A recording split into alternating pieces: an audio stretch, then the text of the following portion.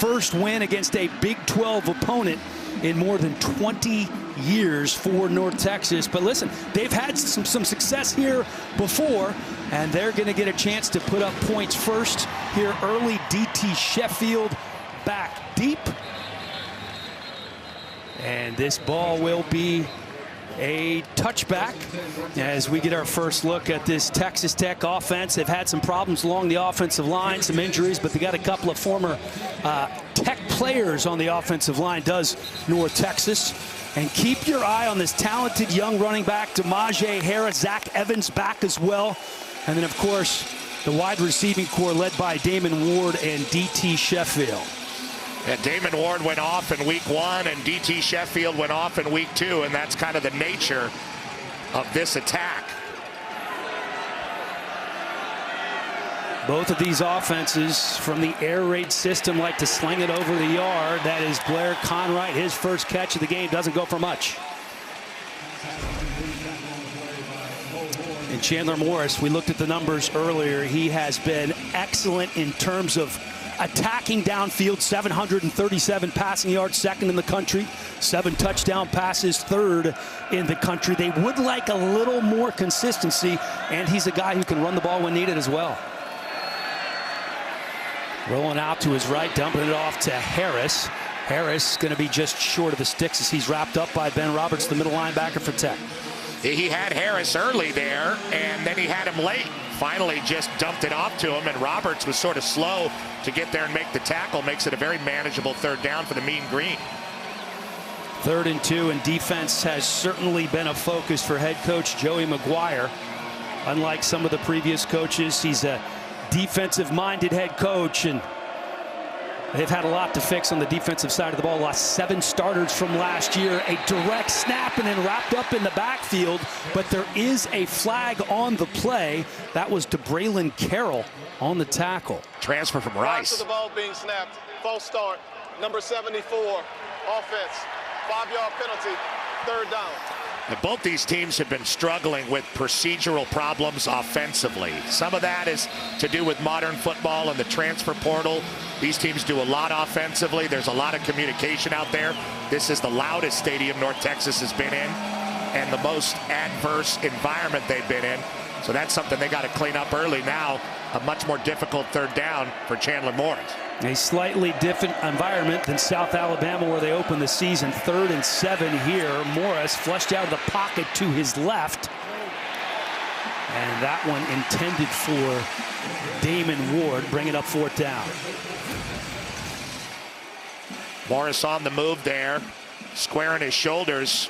Looked like a beautifully thrown ball and very catchable. Should have been a 1st down for North Texas right there. So Sawyer Evans in to punt for North Texas. The dangerous Josh Kelly is deep for the Red Raiders.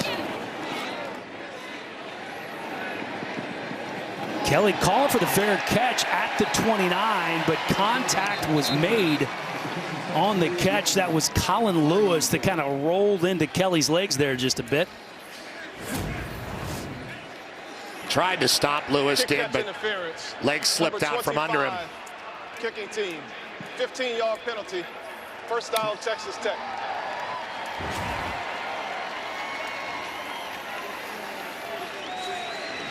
Taking a look at this Red Raider offense on the offensive line. Dalton Merriman getting the start at left tackle. Vinny Scurry out for the year with a knee injury. Sterling Porsche hurt last week as well. The skill position players so good. Taj Brooks back after that 153-yard effort in the first game, and they're going to give the ball to him right up, and he gets back to the line of scrimmage. Nice job by the North Texas defense. North Texas runs that 3 high safeties. They're going to have to shoot and get after Brooks.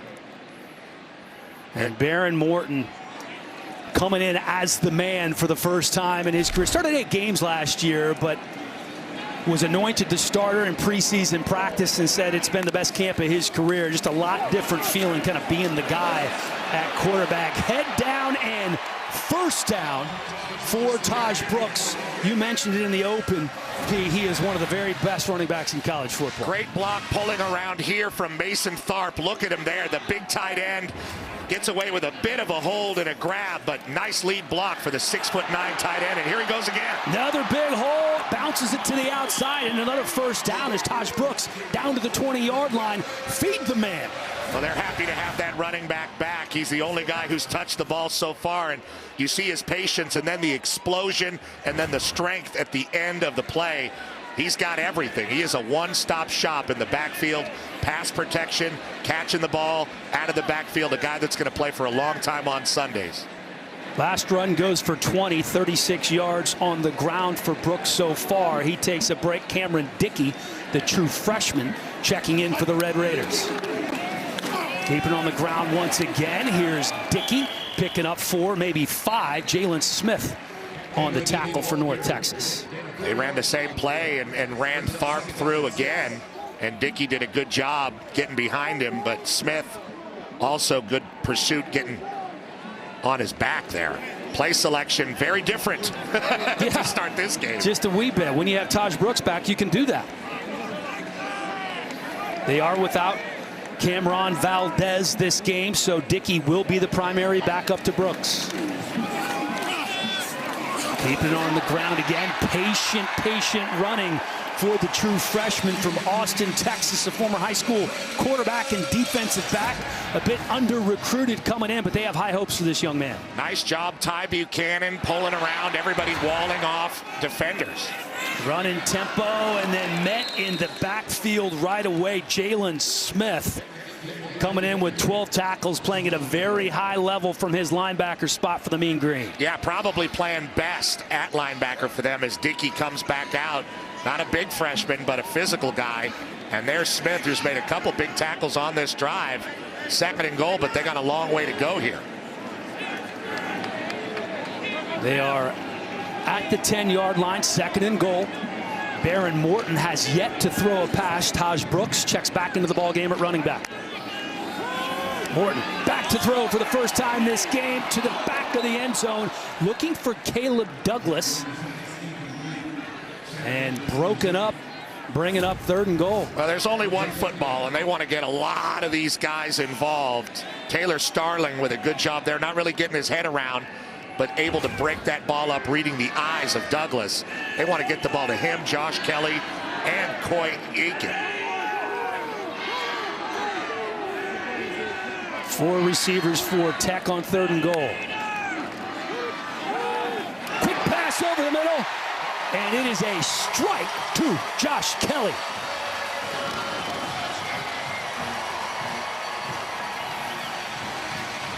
Ten-yard touchdown pass, Morton to Kelly, his 2nd touchdown catch of the year. People in Lubbock, Joey McGuire, everybody's got to be feeling great about this. Just a beautiful break. Late to react is Evan Jackson. A strike, like you said, a lot of zip on that ball. Baron Morton throws it in there, and they get a stop. They're disciplined, and they drive down and score. That's exactly what you wanted to see if you're a fan in Lubbock. Gino Garcia on for the extra point, a 7-0 lead, and Red Raiders fans got to be pleased with this. They couldn't have drawn it up any better. 7-0, Texas Tech on top.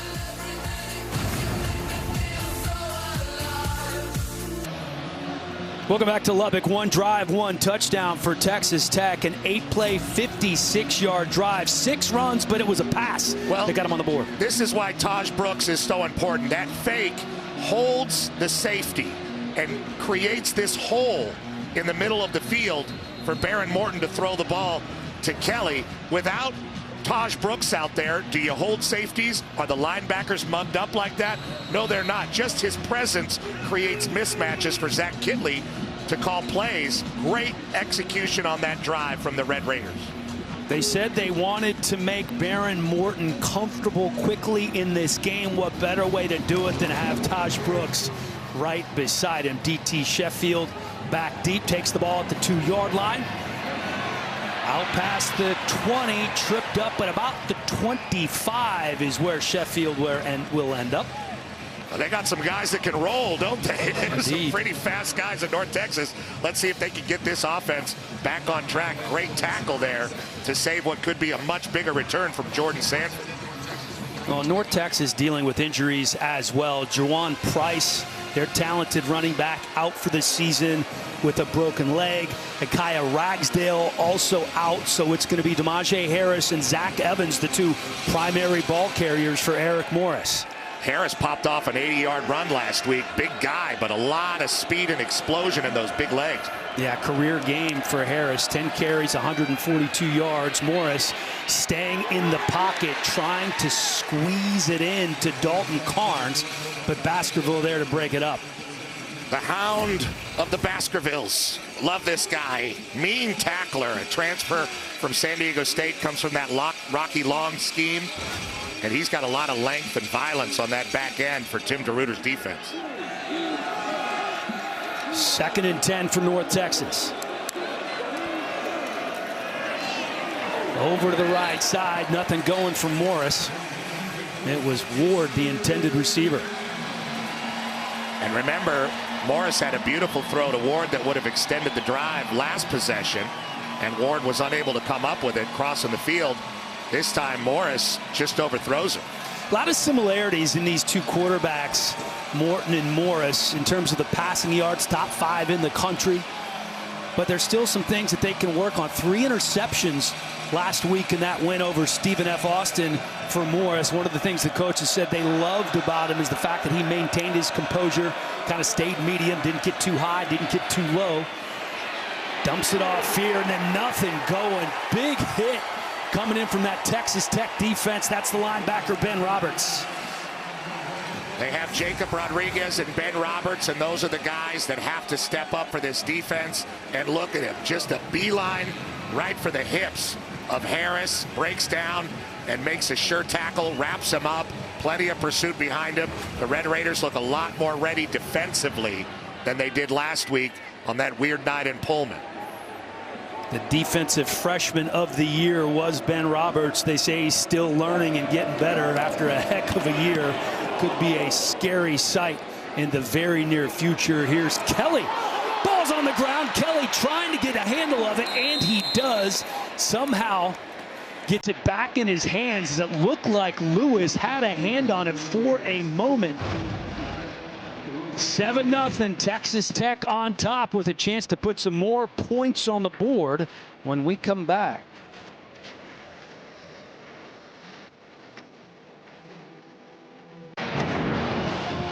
Time for today's Progressive Game Flow, and the fans are ready to go here in Lubbock, Texas. Man, just good to be home after a rough start in Pullman. They're coming off that 37-16 loss, and it seemed like everything that could go wrong did go wrong, and a complete polar opposite game situation here as Taj Brooks, man, was he missed in Pullman. Well, you see how patient he is. He just kind of bubbles out there and throttles down. Jalen Smith has got to pursue all the way from the backside and make the tackle.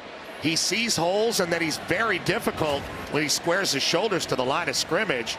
And you're right. I mean, you look at the rushing yards, he's almost there, trying to get him to #1 by the end of this season. He just moved into 6th place on the all-time Texas Tech rushing list. That's June Vilea on the stop. A loss of 1. This couldn't have been any better of a start for Texas Tech. They've got their run game going. They've got their weapons in place. Josh Kelly, Coy Aiken. They tried to get it to Caleb Douglas, and 2 3-and-outs defensively. That's exactly what the doctor ordered for Joey McGuire. Well, last week they thought Morton might have been pressing a little bit because Taj Brooks wasn't there. They wanted to get him comfortable early, and so far they have. That off the hands of Caleb Douglas. Drops have been an issue early in the season for Texas Tech receivers. Plenty of protection there for Morton, and Taj Brooks didn't even have to block till 3 or 4 seconds. He's standing back there for a long time. Finally, Douglas came open, and it was a good ball. Yeah, Morton put that one right on the money. The drop brings up 3rd and 11. 7 drops by Texas Tech pass catchers in the first 2 games. Here's Morton again going to the right side. Coming back to make the catch is Jordan Brown. Jordan Brown cutting it back inside. Has a little room. What a move by Jordan Brown as he's going to get down to the 13-yard line before he's finally knocked out of bounds by Jaden Hill. Jordan Brown, not one of their top 3 guys, but out there doing it big, especially in this play. Runs an out route. He's a local product from Lubbock, Texas. Turns and gets up the field. That's the move. And then the second one, bang! Got the ball flying all around out there. Switches the ball to the right arm. Jordan Brown getting loose in his hometown. 43-yard gain for Brown. A little bit of a high snap. And then that mean green defense just swarming Brooks. Jake Shipley, first guy there for North Texas. They've been running this play about the 3rd time that they've run it, where they pull Mason Tharp around and he leads through, the 6'9", 270-pound tight end. And Joey McGuire coming with a much different edge in this game. Running the ball, playing tough defense. Texas Tech threatening again after converting that 3rd and 11. 2nd and 9 from the 11.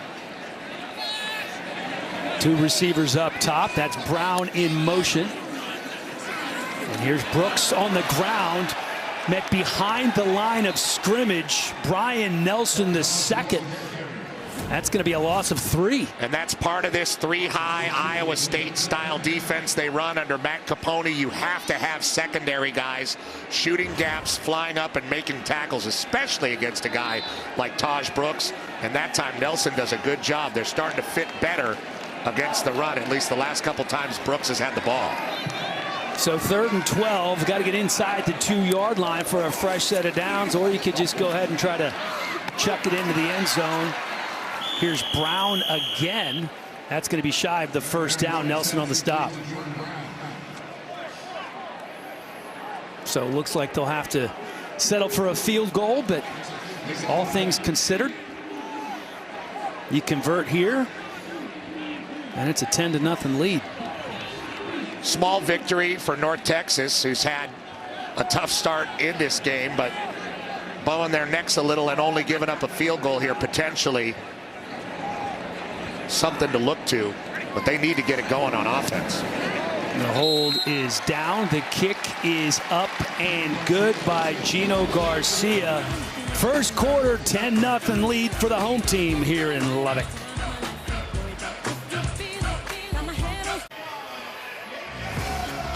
Eric Morris, what a sweet homecoming this is for him. His 2nd season as the head coach at North Texas, but he played and worked for Mike Leach at Texas Tech. He said the emotions were going to be flowing a bit when he walked in, but he had to get that focus in right away. And how about this staff?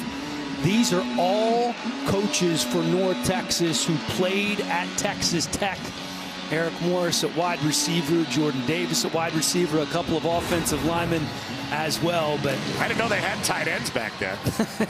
That's when they did have tight ends.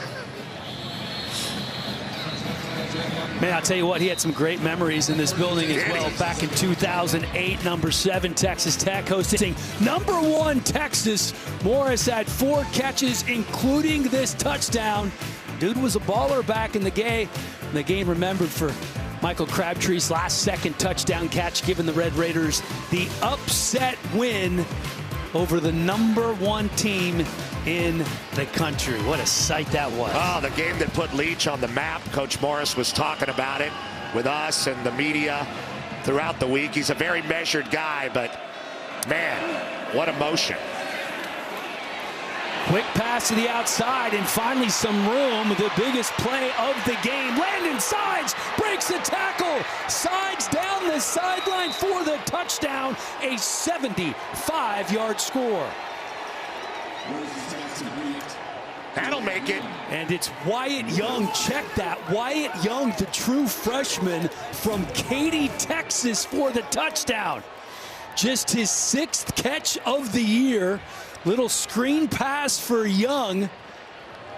And man, did he turn on the Jets. Bad angle from Ben Roberts there helped create that, and Young did show some speed, former quarterback and running back out of Katy, Texas. And that'll make the homecoming a lot sweeter for Eric Morris. Things were looking like they were getting away a little bit. North Texas with a huge strike. Kylie Nguma with the extra point. Now just like that, thanks to the true freshman Wyatt Young, we have a ball game. 10-7 here in Lubbock. Mean Green making a statement here early.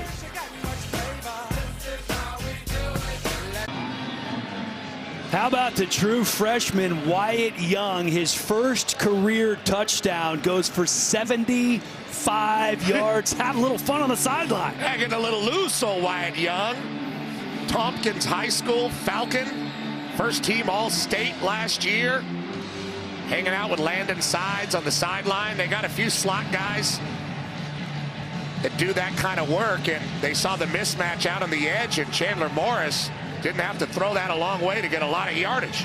Sides and Young look like twins out there. Apologies to Young for the call on his first career touchdown. Well played, young man. Ball into the end zone, going to be a touchback today on Fox. A new chapter in one of the oldest rivalries in football as Dylan Gabriel leads number 9 Oregon against Oregon State. Then at 7:30, UCF takes on TCU. It all goes down today at 3:30 Eastern on Fox. Taj Brooks back in the ball game. There's a look at Baron Morton. Total yards, a lot more even after that 75-yard touchdown pass. Just one play for North Texas. Their defense doesn't get much of a rest, but they feel a lot better about the scoreboard. Morton dumping it off over the middle. That's Jalen Conyers. Going to be just shy of picking up the first down. The Arizona State transfer has been a welcomed addition to this offense. Yeah, he can do a lot of different stuff. Plays tight end, kind of a new age tight end. He can play way outside like a Travis Kelce type. He can play quarterback, wildcat. He was a high school quarterback. Did a lot of that stuff at Arizona State last year as they had a bunch of injuries at the quarterback position. But a really interesting piece for Zach Kitley and Joey McGuire to play with. They have the big blocking tight end in Mason Tharp and the real game breaker in Jalen Conyers.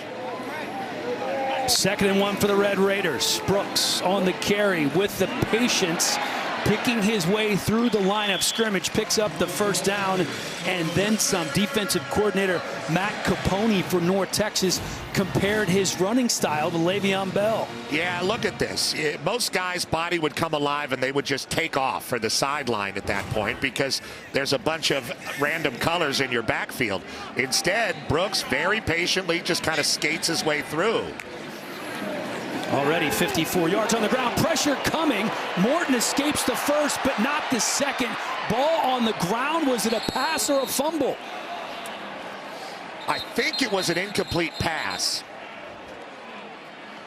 I believe the pressure was coming from Zaylen Scott. Here's another look. He's just going to throw it up there. Yeah, his knee was looked down, though. It looked like his left knee was down while he was trying to do it. Taj Brooks really did bow up there. The ruling on the field is an incomplete forward pass. There was no eligible receiver in the area of the pass, therefore, intentional grounding. Number 2, offense. The ball will be placed at the spot of the foul. Loss of down is 2nd down. It's the Will linebacker, Ethan Wisłowski, who Taj Brooks was blocking, and the pressure came from behind them. Morton got away at first. As you can see, that left knee is down. Is the ball out? Yeah, it looks like he's going to be sacked, I think. All right, let's bring in our rules expert, Mike Pereira. Mike, it looked like the knee was down there. Yeah, and so they can reverse this, and they can put him down, which then, of course, would take off the intentional grounding. So replay looking at the left knee, as you see here, and that's what we're going to focus on is the left knee, watching the ball in his hand, and it gets to the ground first. So I would assume they'll just put him down, take off the intentional grounding, and hello, Petros. It's good to see you at 9 a.m. in the morning. You are looking good, Mike. God bless you. Great tie pin. The best. All right, so there you have it. 2nd and 10 after the And then a strike was thrown to Josh Kelly. Kelly, with his second catch of the game, came in as the leading receiver in the country. Look at Taj Brooks picking up blitz. Just beautifully done. Stuff that pro scouts love to see. And that enables Baron Morton just to sit back there and step into that delivery to the excellent receiver, Josh Kelly. Pick up at 27 yards for this Texas Tech offense. Morton 5 of 7. Almost 100 yards and a touchdown pass. And no tricks from Brooks. He doesn't have to cut guys or anything like that. He stands straight up and blocks. Quick strike over the middle once again. This time it's Caleb Douglas. Brian Nelson on the stop. But it's that little run pass option. He pulls it out and then throws the dart. And I don't think they're forcing the ball to Caleb Douglas, but obviously they're trying to get him more involved in this game plan. And finally he hauls one in. They're starting to get this offense rolling on all cylinders. We just haven't seen Coy Aiken yet. So nearly 50 yards on the last 2 pass plays, keeping it on the ground with Brooks. Has to elude 1 tackle in the backfield. Can't do it twice. Jaden Hill with another stop for this Mean Green defense, which has undergone quite a makeover, by the way. They were last in the country in rushing yards allowed last season, and this entire roster has undergone a makeover. 77 new players, including 36 transfers, and a lot of those guys on the defensive side of the ball.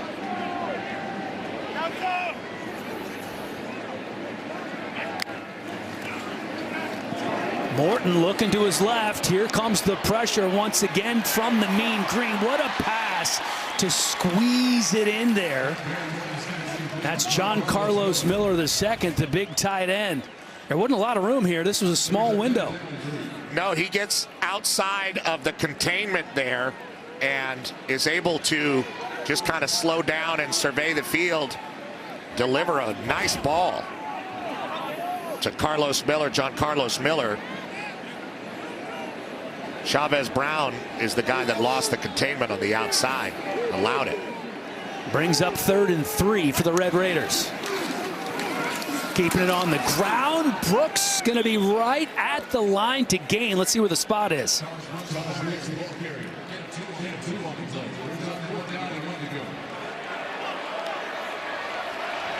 Now the 4th down decisions. This is a big one. Yeah, they've become very controversial here in Lubbock because of last week and the success rate that they've had so far with 4th downs this year with Coach McGuire. Now this is very different than last week in Pullman because they're on the opposing 20.5-yard line, and not only does he pick up the 1st down, he strolls into the end zone for the touchdown. Texas Tech rolling in Lubbock early.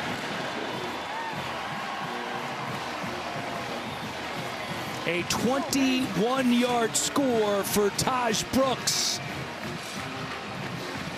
He has been on the field the entire drive, and why not when you have a guy this good on your team, one of the top 3-4 running backs in the country. Give him the ball. Coach McGuire, a little bit of a statement there on 4th down. Not only going for it with your excellent All-American back, but getting a touchdown. And the extra point is good. 17-7 here. Here's another look, P. Well, they got a reverse bone in the backfield. 2 back split backs. A nice lead block from John Carlos Miller.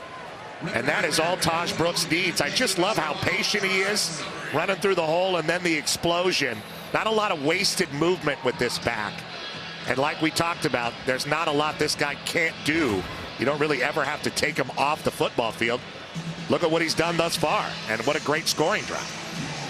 How lucky are they to have him back after a 1,500-yard season? I know we don't talk about this a lot, but in the world of NIL, where these guys can get paid in college, 10 years ago, he would have been gone. Yeah, and at the same time, there is an attraction to what Coach McGuire has going at Texas Tech. People want to be here. People are drawn to him, and players have a tendency to want to stay. They've only had, since he's been here, 2 coaches leave the staff. It's been a very solid and stable situation.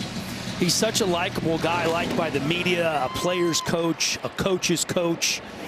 His coaching career started not that long ago. Her college coaching career started with a stop at IHOP, and he met with the Baylor staff, and they needed a little help. You know, he was coaching in high school, a legendary high school figure, and came on to help them with some Texas recruiting, was on that staff for a little while, and then made his way over to Texas Tech. Now in his third season. It was Matt Rule in 2016 that brought him onto that Baylor staff initially. Yeah, and these guys between North Texas, Texas Tech, and every high school and everywhere else, they all know each other.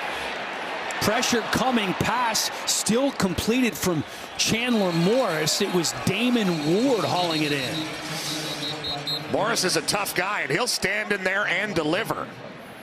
Flag on the play after the 17-yard gain.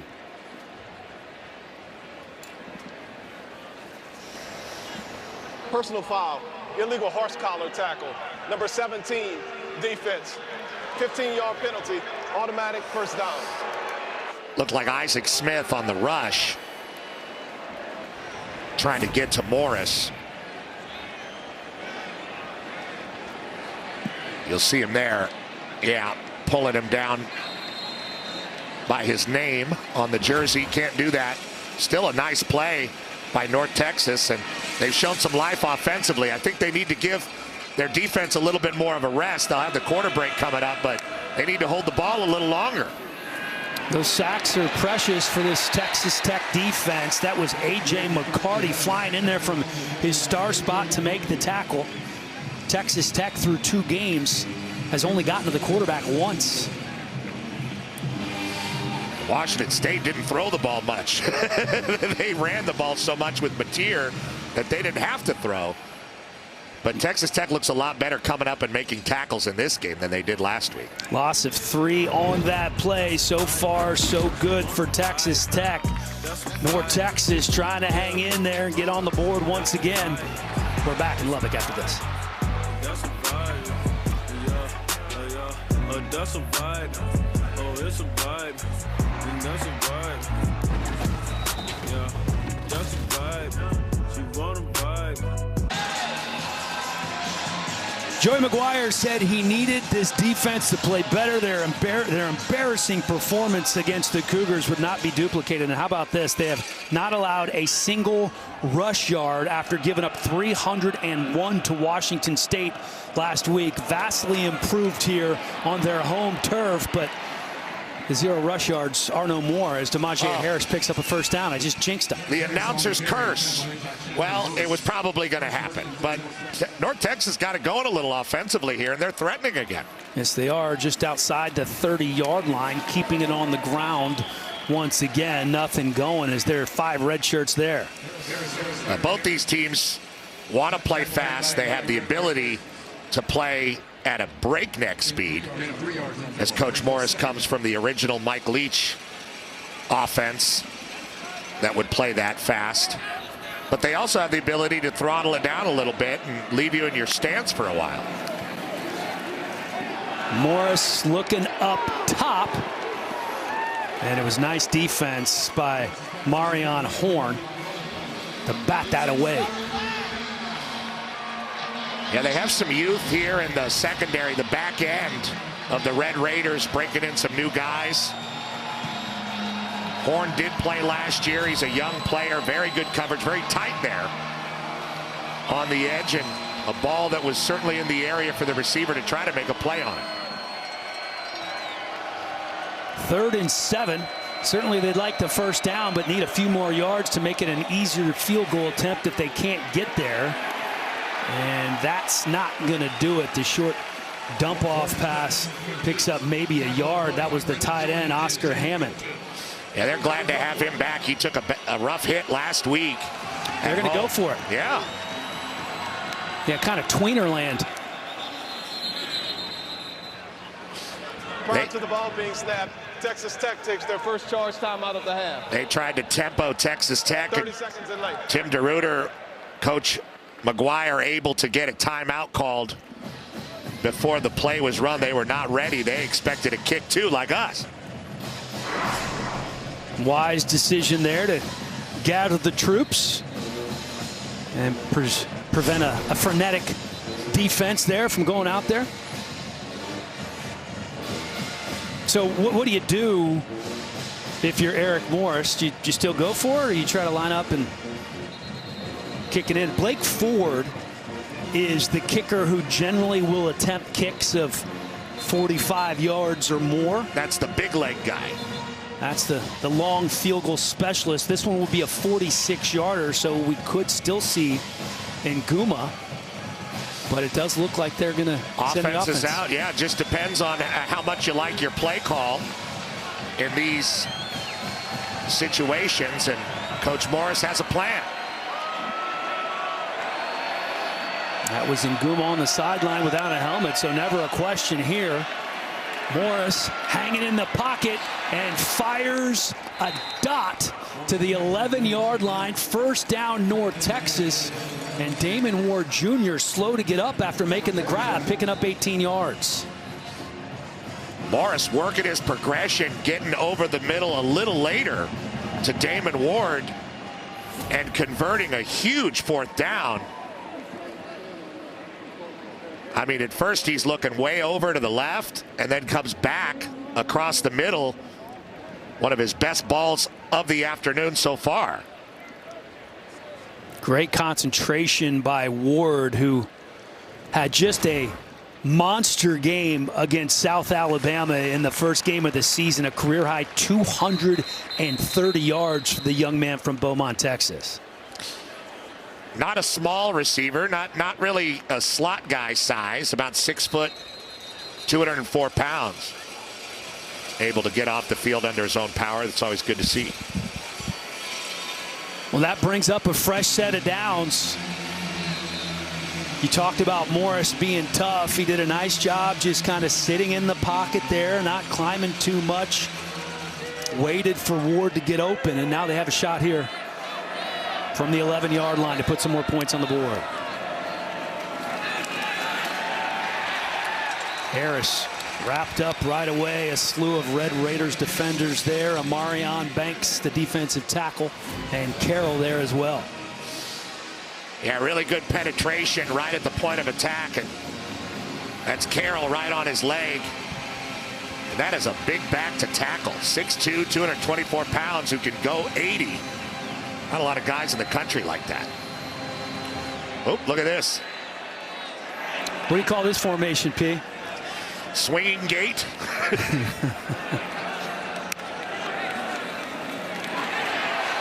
Morris going to keep it himself. Spins out of one tackle. Picks up maybe a yard.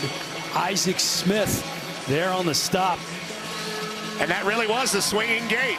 He got it over there. You can snap it over there. You can throw it over there. This time they fake it. And they have Morris trying to run over there. He breaks one tackle from Rodriguez, but didn't look like he got a lot of push out there on the edge to block for him. Just sort of a weird looking play. And Morris can run the ball. He has over 400 career rushing yards, had a couple of rushing touchdowns in that first game. So 3rd and 11, no swinging gate here, a more traditional formation. I like the 4th down call better.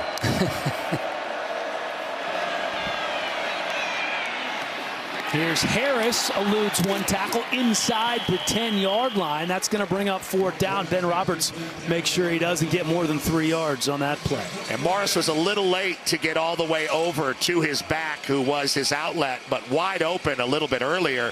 Had he gotten the ball a little bit earlier, he might have been able to threaten the goal line, but it came over late, still breaks a tackle and makes a bit of a play. But here they are with the kicker finally.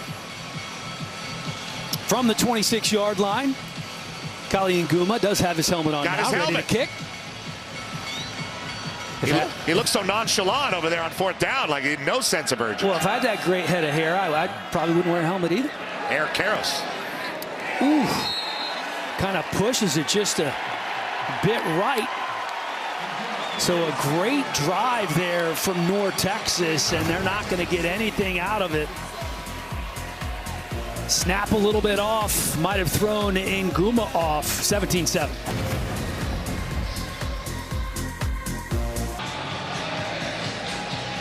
fewer mistakes, one of the goals for Texas Tech head coach Joey McGuire. That has happened, and that has led to 3 drives and 3 scores. That's the way you draw it up, Pete.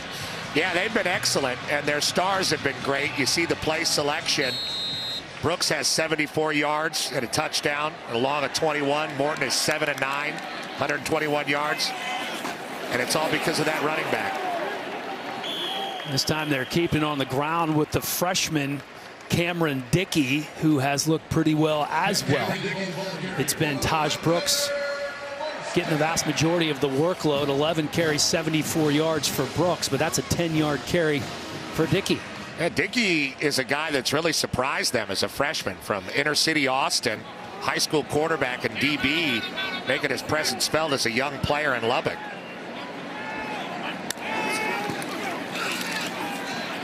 On the play action, Morton going up top. Coy Aiken taking it to the house.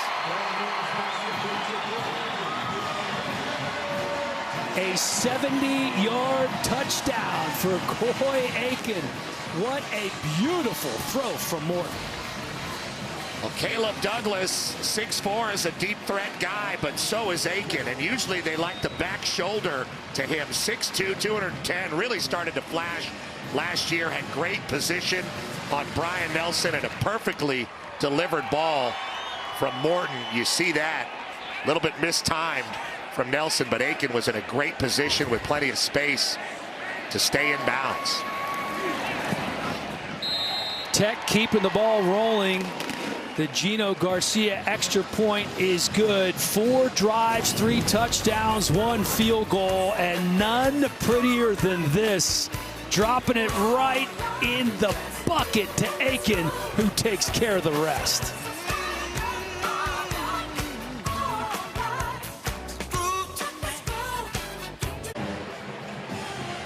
Third touchdown of the season for Coy Aiken, the longest of his career. He did a lot of touchdown scoring in high school, where he had 31 touchdown catches as a senior to go along with 2,100 receiving yards. Jeez, bracket that guy.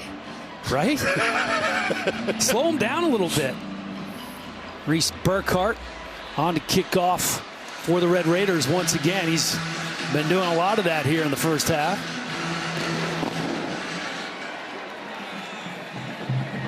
And into the end zone for the touchback, as we get another look at Chandler Morris, who started his college career at Oklahoma in 2020, transferred to TCU, named the starting quarterback in 2022, but was hurt in the first game of the season. That was the national title game run. Lost his job to Max Duggan, who led them to the national championship game.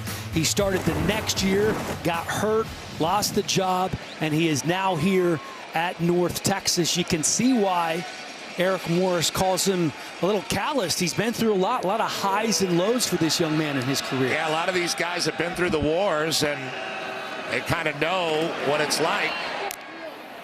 Swings it out to that left side. Kyle Cook on the catch. And by calloused, I think they mean he's really kind of faced a lot of adversity already as a young person and gotten to know new teams. You see the mesh point there. The RPO gets rid of the ball. On the move again. And he's picked off here at the 40-yard line. Had a man underneath. This is Braylon Lux trying to take it into the end zone for the touchdown, and he does.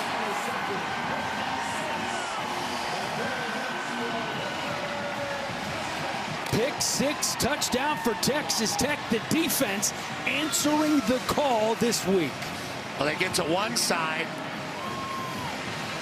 with the pass play, and then they come back to the other side. Braylon Lux, a star at Fresno, comes here to Texas Tech and snatches that ball and just keeps after it.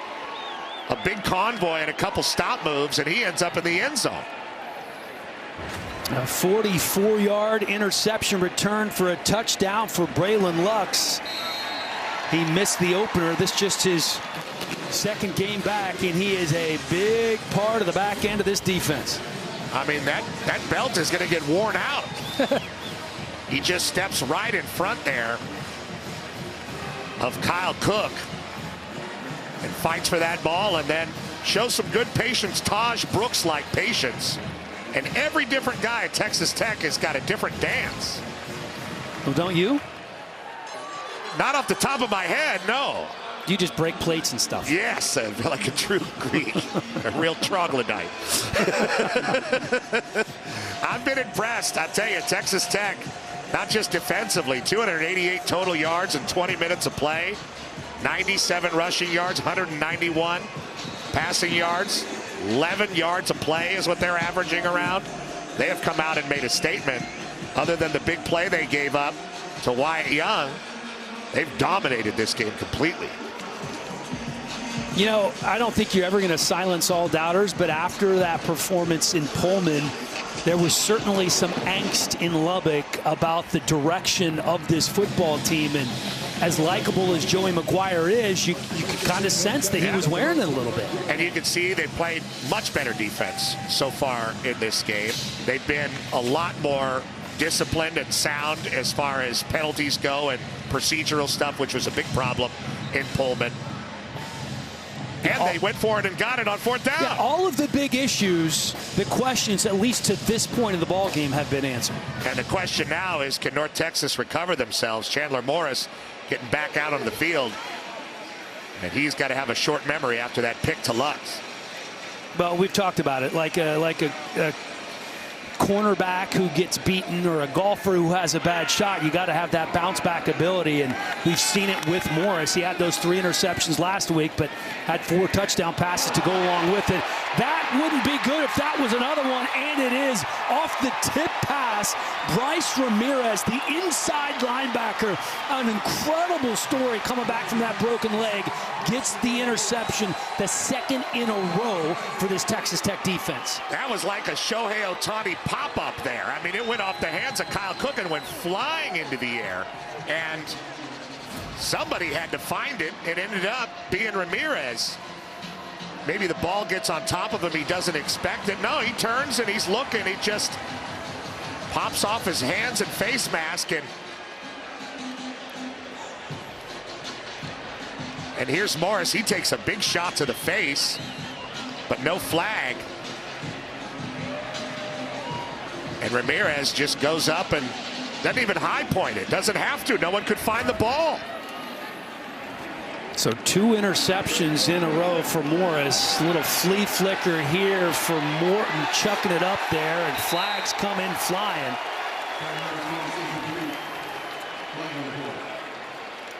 That was big old Mason Tharp bracketed in coverage there, but they had their hands all over him. Yeah, Jalen Peoples just taking the penalty. Number 2, defense. 15-yard penalty. That's Evan Jackson. Yeah, sorry about that. Evan Jackson with the, well, the PI instead of hearing the fight song play. Nice designed flea flicker to try to get the ball downfield to Tharp. So the penalty puts the ball at the 10-yard line. Numbers for Morton not too shabby. 192 yards, couple of touchdowns, only 2 incompletions. Going to keep the ball himself this time. Let's see if he can get into the end zone. And he does. Couple of touchdown passes, and now a touchdown run for Baron Morton, his first on his feet this season. Well, so much to respect out there with the way their run game has been. Taj Brooks is going to pull everybody over to the left, and it's just Morton versus Starling there on a race for the pylon. And that belt, I mean, the leather is going to be just worn at the end of it. Most points in a half since week 1 of 2022 when they had 42 against Murray State. Everything going right for the Red Raiders right now. That's 14 points in about 20 seconds there. 2 costly interceptions. The second that tipped ball off the hands of Kyle Cook. North Texas has some work to do offensively because Texas Tech is absolutely rolling like a freight train right now on their home turf in Lubbock. wake up, make me shine like the sun. Sometimes I feel. Good day to be a Red Raider and a Red Raider fan. So much history with this program and so much concern coming into this game, but the call has been answered by Joey McGuire's troops. This has been historically an offensive-minded program, and it still is, but McGuire's a defensive-minded guy, and he's getting both sides of the ball doing work here. Baron Morton with his touchdown run to go along with 2 touchdown passes. 38 first-half points for Texas Tech. Chandler Morris, 9 for 14 and a couple of picks. It'll be very interesting to see how the rest of this game plays out for Texas Tech with this very big lead, because North Texas, obviously, quick strike offense. They know how to score. Will Texas Tech have a big exhale and leave with bad feelings if they let North Texas back into this game? Morris hasn't really played badly. That last interception was not his fault. And the one before was a contested ball. They really fought for that ball. He hasn't been unsharp in this game. No, we've seen Morris throw some fantastic passes, keeping it on the ground here with Demaje Harris. Picks up 2, maybe 3, so that's going to bring up 2nd down and 7. But this offense and the weapons they have, a wide receiver in Ward and Sheffield, Blair Conright, they can put up some points, but they need to do just that here on the next couple of drives here in the first half to stay in the ball game here in enemy territory. But they're keeping it on the ground once again. And that's Demaje Harris. Ramirez on the stop from that inside linebacker spot after his interception. Yeah, just a lot to feel good about right now for Tim DeRuyter's defense. Here's Harris again, trying to bounce it to the outside after the middle was plugged up, but there was nowhere to go. C.J. Baskerville from his safety spot, making sure that 4th down was going to be coming up here, and just nowhere to go. Well, they are really pressing that run, and when they see the ball handed off, the safeties are flying up. We've seen some really good tackling. Brendan Jordan, C.J. Baskerville.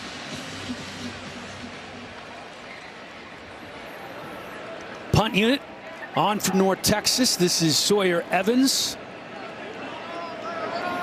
the junior from Arlington, Texas. Kelly lets it bounce in front of him, and then it is downed right around the 25-yard line. It's that time again, Petros. Time to check in with Mike Hill, see what's coming up at halftime. Hey, Mike. Coming up on the State Farm halftime, Alabama hits the road in Madison for the first time under Kalen DeBoer. Boston College and Missouri clash in the only ranked matchup of the day. And we'll preview the first Oregon-Oregon State battle in the post-Pac-12 era. Danny Petros, see you at the half. Thank you, sir. A 31-point ball game here in Lubbock. Look out for those Beavs today, Dan. Yeah? Yeah, look out for the Beavs. They got a chip on their shoulder, being left alone by their big brother. Don't they always have a chip on their shoulder? Taj Brooks running like he has a chip on his shoulder. Now they're really pulling out all the stops now. Zach Kitley calls a speed option look. Morton does a good job pressing it and then getting the pitch out. They just look like they're very calm and collected running their offense. They have a sense of urgency, but they're not out there spazzing out like they were last week against Washington State. There's Brooks again making one-man miss. The fact that he did not lose yardage, he turns a 2-yard loss into a 3-yard gain. This kid is special. It's like he's got eyes in the back of his head, and if he did, he wouldn't be able to see anyway because the helmet's on. Look at, he feels that coming from behind him. That is very difficult to do when that Will linebacker runs through. That's Jalen Smith. He runs through on the backside. Usually you're tackled. Here's Brooks again. That last carry put him right at 100 yards. Make that about 105 now. He just doesn't look like he's giving that much effort, you know, kind of like Ron Dane in a way. He's been compared to Emmitt Smith, Le'Veon Bell, guys like that. But, man, he takes that ball, and when he sees the hole, he's in it, and he's falling forward. Really impressive return for Taj Brooks today. 7.4 yards per carry. As we mentioned earlier, he had 153 yards in the season opener. Missed last week's game, which was a big problem. Wide open over the middle of the field is John Carlos Miller II for the score, a 45-yard touchdown. Tech is unstoppable. Since 2000, they've only had 45 points and a half once. And this is Taj Brooks again. Just that play action that has to be honored. Holds all the linebackers and safeties for the Mean Green. The result of the play is a touchdown. After the play was over, unsportsmanlike conduct, number 9, Texas Tech. That is his first unsportsmanlike conduct foul of the game. I guess John Carlos penalty will be enforced on the kickoff. Got a little too geeked out there. But when the points come rolling in like this, it's hard to control your emotion. Well, you have to excuse John Carlos just a little bit. He played at Elon, which didn't have quite as big of a stadium or atmosphere as they do here in Lubbock.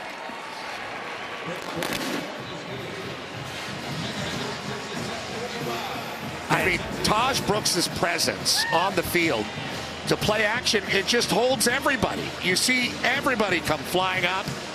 And that time it was Javen Anderson that was really exploited, and he knows it.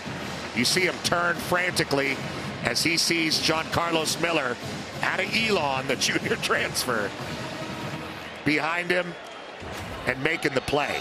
Is it the dunk over the thing that made it happen? Wait, if you get a penalty, you still get the belt?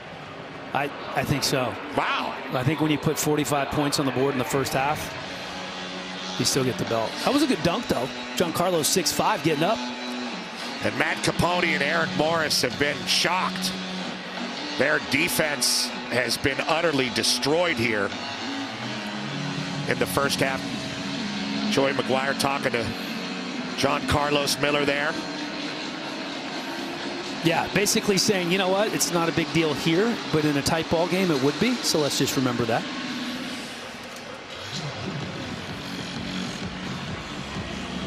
Well, those two picks really turned the complexion of the game into something that is going to have to be managed throughout the rest of the morning and afternoon here in Lubbock, as opposed to really finding a way to compete. There's Sheffield on the return. Out to about the 28, maybe the 29-yard line. Tomorrow, week 2 of the NFL kicks off on Fox as Derek Carr leads the Saints against Dak Prescott and the Cowboys, or the Rams taking on Kyler Murray and the Cardinals. Check for the game in your area only on Fox and the Fox Sports app. Good to have college football and the NFL on Fox going in full swing. Good time of year. Kids going back to college. The tortillas are flying every day, indeed. Got to save that tortilla from those breakfast burritos when you're in Lubbock. They're going to run out of grains here. Oh, no. Another interception for the Red Raiders on a tip ball. This time it's Chapman Lewis, the talented free safety. We've seen all these young guys make plays on their back end now. And that one again off the hands. Just an incredibly unfortunate turn of events. Right off the hands of the intended receiver, and then Lewis, the recipient of that gift. And there is Chandler Morris after that 3-interception week last week. He has to wonder what else could go wrong. Well, 2 dropped balls basically leading to turnovers. And the 1 contested pick from Braylon Lux, and another situation where Texas Tech could be dancing in the end zone in moments. Just a terrible feeling for a quarterback. You put the ball right on the numbers, and 3 interceptions in their last 4 drives. that time it was Landon Sides who couldn't hold on to it.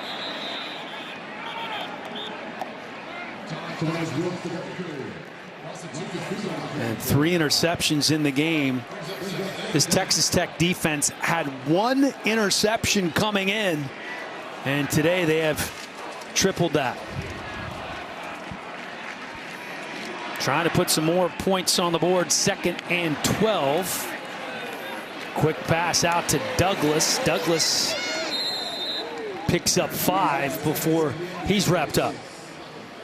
The Red Raiders are going to have a lot of opportunities to sharpen their knives, so to speak, get ready for Big 12 play as this game continues to get further and further away from the mean green, and they can start getting the ball to different guys, shuffling different people in, creating experience and depth.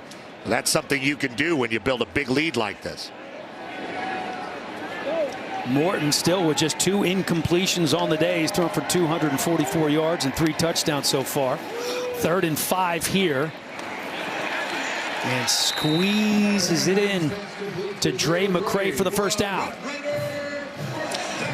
Dre McCray, a great receiver at Austin Peay at the FCS level, has been here at Texas Tech for a while, has really shined in the return game. They want to get him more in these situations, and this is a great situation to start working those different scenarios for your players.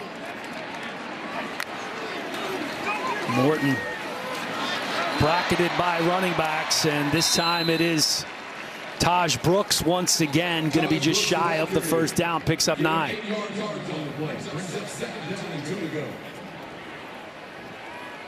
Running tempo here on 2nd and 2. On the ground again, nowhere to go for Brooks. Roderick Brown, one of the 2 mean green defenders there.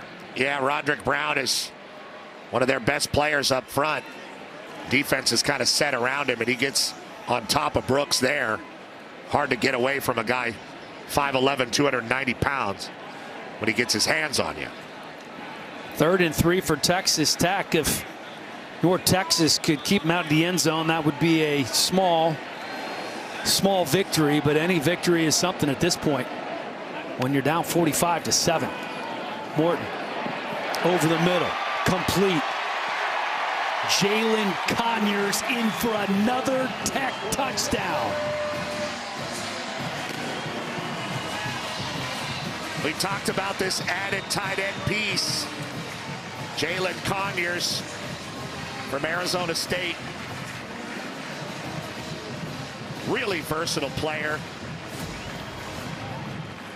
Elite ball skills, didn't have to do a whole lot here. No, he just runs the crossing route, and he's by everybody. Javen Anderson having a tough time keeping track of all these Texas Tech weapons back there on the back end. Burkhardt on for the extra point. It is up. It is good. 52 on the board for Texas Tech. They have exploded here on the home turf. Just over 3 left in the first half.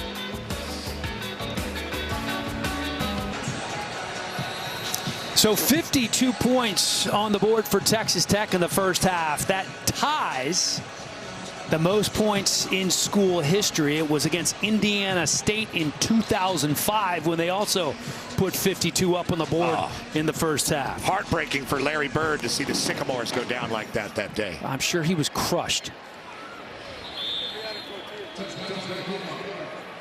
It has been quite a turn of events compared to last week for Texas Tech. A much needed performance here in the first half, and certainly you have to feel for North Texas. 3 interceptions for their new quarterback, Chandler Morris, the TCU transfer.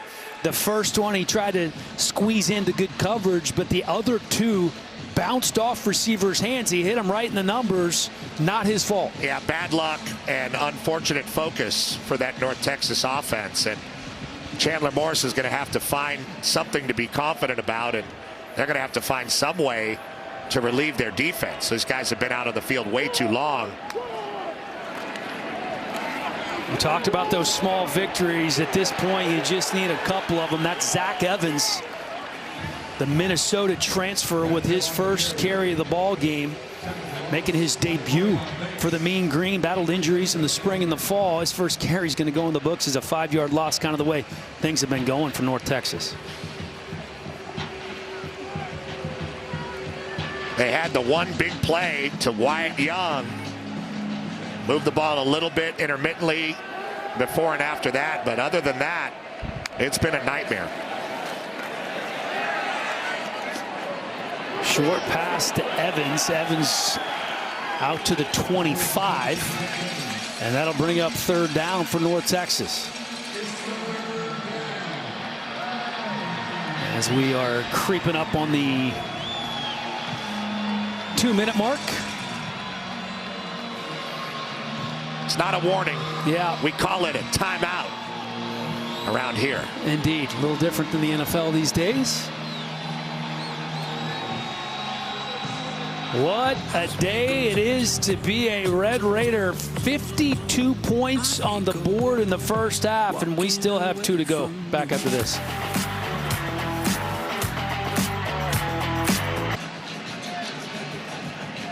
Yep, you are not seeing that incorrectly. It is 52-7. A nice start for Chandler Morris, the TCU transfer. Touchdown pass, 100 yards passing, and then just kind of some bad luck with 3 straight interceptions on 3 straight drives. 2 of those hit the receivers either in the chest or in the hands, bounced up in the air, and were picked off by Texas Tech. And they really handled sudden change well, the Red Raiders, as opposed to the Mean Green. Little shovel pass. Picks up a nice 5 or 6 yards. That's Zach Evans, who remains in the game at running back. Minnesota transfer getting his first work for the team this season. And we could see a whole lot of new faces for both sides here in the second half if things... Yeah, I mean, what's interesting is time of possession is around the same in this game. But Texas Tech's got 403 yards of offense so far, and they only had, and they moved the ball pretty well. Last week at Washington State, they couldn't score, but they had 491 at Washington State entirely last week. This has been one of the most prolific halves of offense in the history of Texas Tech, if not the most prolific. And Mike Leach isn't on that sideline. It's Joey McGuire. But I tell you what, as the coach has alluded to, he is watching from somewhere, the late, great Mike Leach, because he certainly has ties to both of these staffs who know each other very well. How much time he had for people and how many different people in all walks of life he mentored is mind-boggling. Oh, there's a flag that's going to come in. Inadvertent contact there from Jensen Walker. Kind of lost where he was on the field. Yeah, seems like a lack of attention to detail there. And there's been some sloppy play. Kick catch interference. Number 52 of the kicking team. 15-yard penalty. First down, Texas Tech. Jensen Walker, the long snapper. Oh, yeah. Why do you think he was down there? It's all, they always say on a punt, like, wow, he always makes the first guy miss. It's like, yeah, the first guy's the long snapper. His knees don't bend. Hey, long snappers are people, too. What I'm saying is nobody hits them, so they just run down there, and then they always miss. Fair. Except that time, he got a penalty. Would have been better if he missed. Apologies to all long snappers in the world. Well, they're just very jaded. They very rarely make that play, Dan, is all I'm trying to say. That's fair. That's fair. And accurate.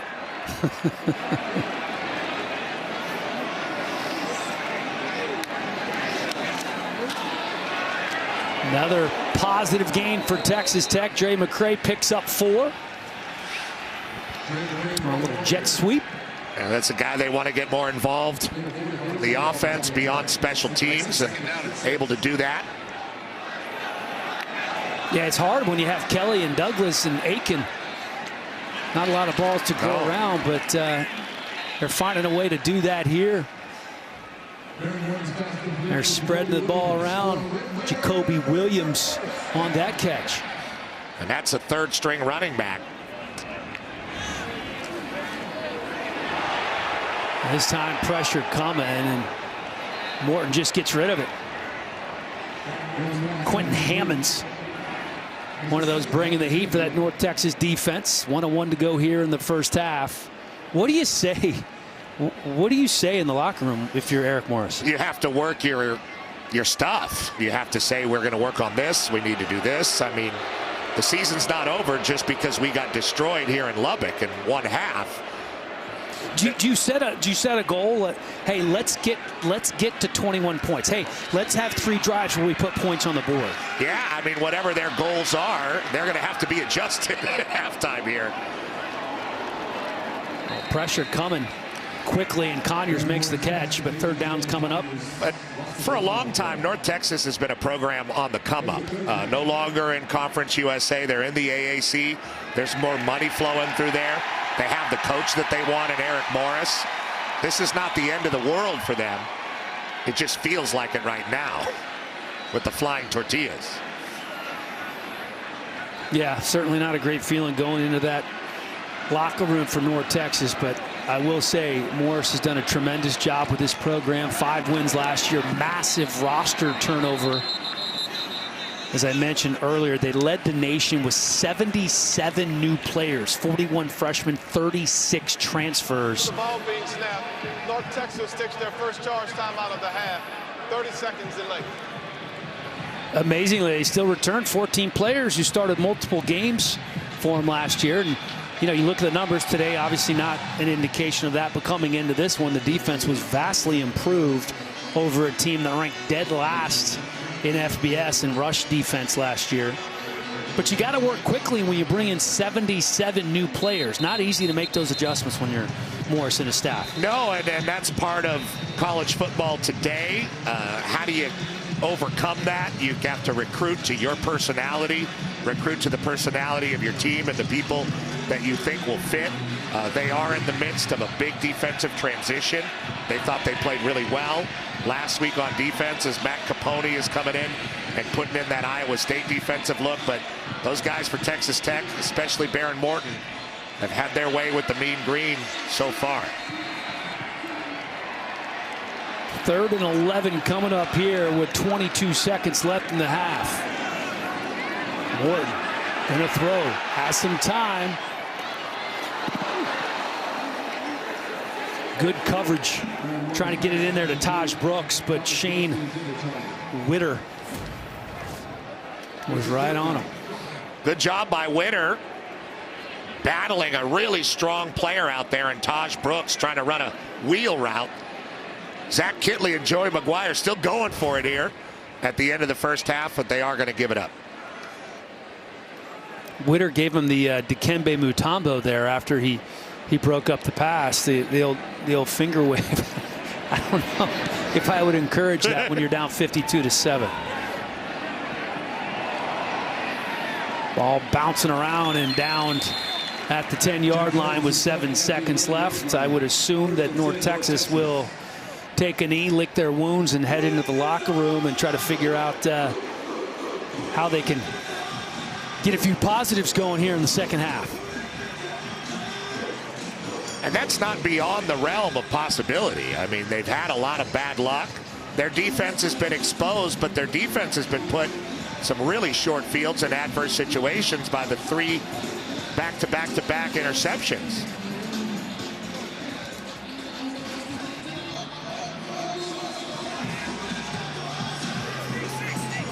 Yeah, you come out here in the second half and you put up a few points, you have some positive plays, you make a few stops, and you know you have a little something to build on. Well, that was the first punt they forced all day. There's a positive.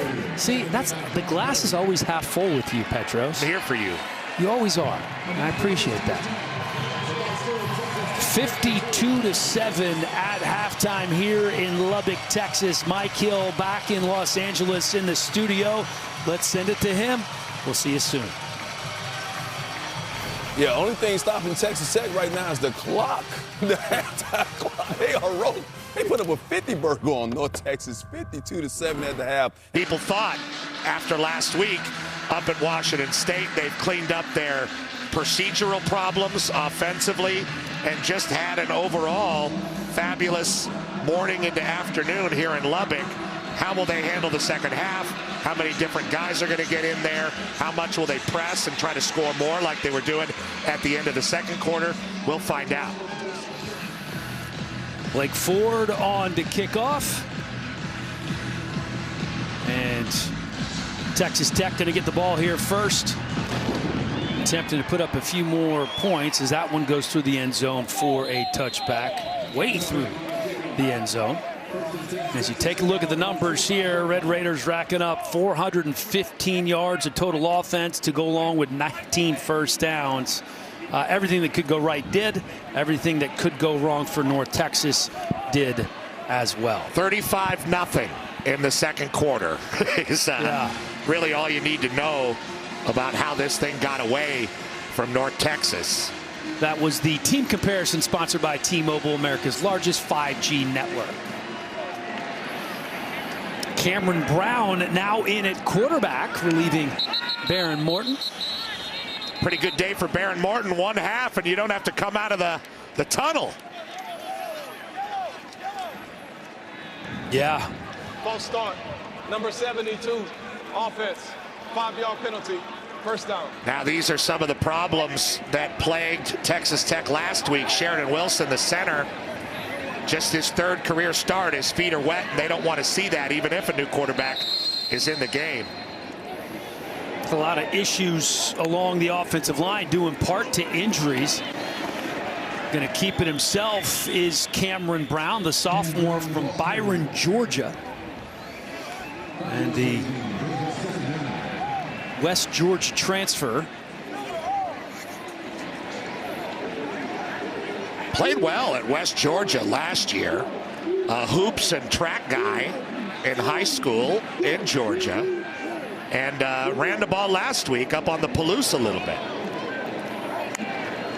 Not a small guy, 6'2", 230 pounds. He is put together and delivers to Cameron Dickey there, who is wrapped up well shy of the yard of the line to gain. Evan Jackson, the man on the stop for North Texas. They've been able to get Cameron Dickey a lot of run here, also while featuring Taj Brooks. Really a buffet for Joey McGuire and Zach Kitley on what they want to do offensively and what they want to sharpen up here in the second half and who they want to get experience for. Just 8 carries on the season for Dickey coming in, has 4 here today. That pass off the hands of Jordan Brown. Yeah, for a guy like Cameron Dickey, too, as we look at the numbers for Baron Morton, 15 of 19, 264 yards to go along with those 4 touchdown passes. So that's now 10 touchdown passes on the season. And let's not forget, he ran one in as well. Played about as well as you could ask, especially coming off a game where they thought he pressed way too hard. He really did, and that touchdown pass to Coy Aiken was just absolute perfection. DT Sheffield with a solid punt return. Now let's send it to Mike Hill in Los Angeles for an all-state game break. SEC action, South Carolina, number 16 LSU, and a good one in Columbia. 2014 Gamecocks till Garrett Nussmeier finds Kyron Lacey for the 12-yard score. 2-point conversion failed, so it's 24-16 South Carolina at the half. Dan and Petros. All right, Mike, thank you very much. Zach Evans in at running back after the 53-yard punt and the 19-yard return. Chandler Morris looking for some positivity after 3 interceptions in the first half. Going up top here, another fearless throw, looking for his former TCU partner in crime, Blair Conright, who transferred here with him. I mean, he delivered that ball very catchable for Conright, and a little bit of room there for him to come down with it. Morris has been set back in this game, but unafraid, like you said, Dan. Well, and that's what they love about him. They love the bounce back ability. Certainly he's had to do that throughout his career. Evans with the short gain. And if you're North Texas, you keep the starters out there, most of the starters out there, and how it's a really fine line, right? Because you want to get your offense running on time again and feel good about it as you look at Coach Morris, but at the same time, you don't want to get beat up against a confident, hard-hitting Red Raiders defense for no reason. Morris rolling to his left, kind of loses his footing for a minute and eludes a potential sack and just gets rid of it. It was Jacob Rodriguez and Braylon Rigsby who were giving chase. And really the big chance was on first down. The long throw to Conwright. They didn't come up with that. And that's what leads to the punt here as Coach Morris's homecoming is becoming more and more sour. Not an easy homecoming so far for Eric Morris. Had so many great memories in this stadium as a player, as a coach with Mike Leach, as an offensive coordinator for Texas Tech. Hoping his defense can get a stop here and get his ball back to his offense. Here's Josh Kelly wrapped up inside the 10-yard line. Return by Josh Kelly to the 9-yard line. 47-yard punt. Back after this. I understand where I'm at. I'm in Lubbock, Texas, at the home of Mike Leach, one of the greatest offensive minds in the world. But you're not going to win the Big 12 scoring 60 points and giving up 59 points. It doesn't happen. It hasn't happened. It hasn't happened. So the thing that has to get fixed, and it starts with me and being a defensive coach, it's killing me, that we got to get better on defense. Whatever they cooked up during the week, it was a recipe that would either win a Michelin star or certainly going to win a ball game. I mean, because their defense has been absolutely outstanding, as their offense has as well. Against one of the most prolific offenses in the country. It is something that Coach McGuire knows very well, though, stopping that air raid. And you see what they've done defensively today. And I watched that entire press conference, and I was really impressed with his honesty and how candid he was with the Lubbock media, and saying, I know that Mike Leach is from here and you guys like shootouts, but if we want to win the Big 12, it can't be like that.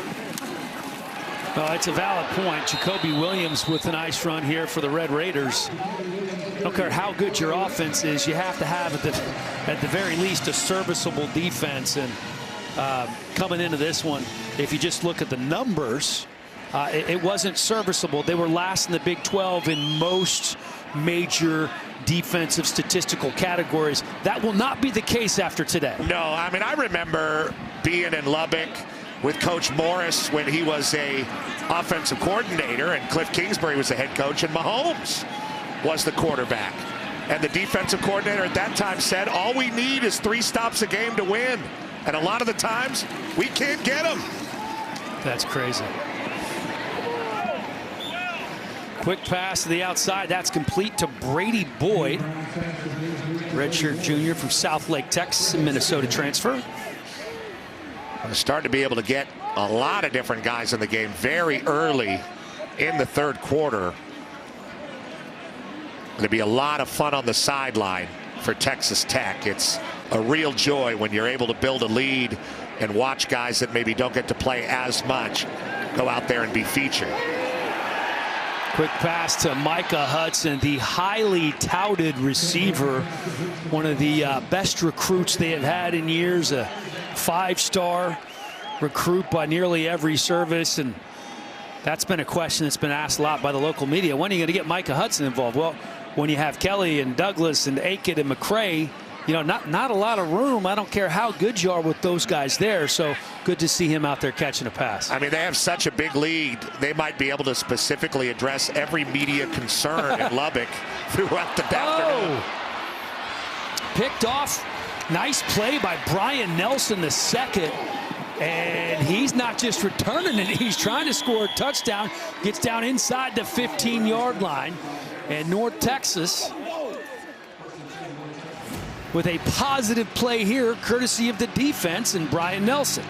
Well, one-on-one, it's Hudson versus Nelson. Hudson doesn't really look like he expected the ball that quickly. Sort of got on top of him, didn't come back for it at all. And Nelson, with the Stone Cold Steve Austin celebration. We finally got to see the Stone Cold. Hard to do when you're down 45, but he did do it. That's a tough one. Big play for him, though. First Texas Tech turnover of the day. And inside the 20-yard line, in the red area already. North Texas with his shot. Moore's going to keep it on the ground. And that's Zach Evans picking up 2. And if I'm Eric Morris in this situation, I don't know how many more drives I want to go with Chandler Morris. You want Chandler Morris to feel confident, maybe get a touchdown throw here, and maybe that's it. We'll see. I was thinking the exact same thing, P. If they can find the end zone here, just let him end on a positive note. Overthrows the intended receiver, which was Jeremiah Aaron. 3rd and 8 coming up.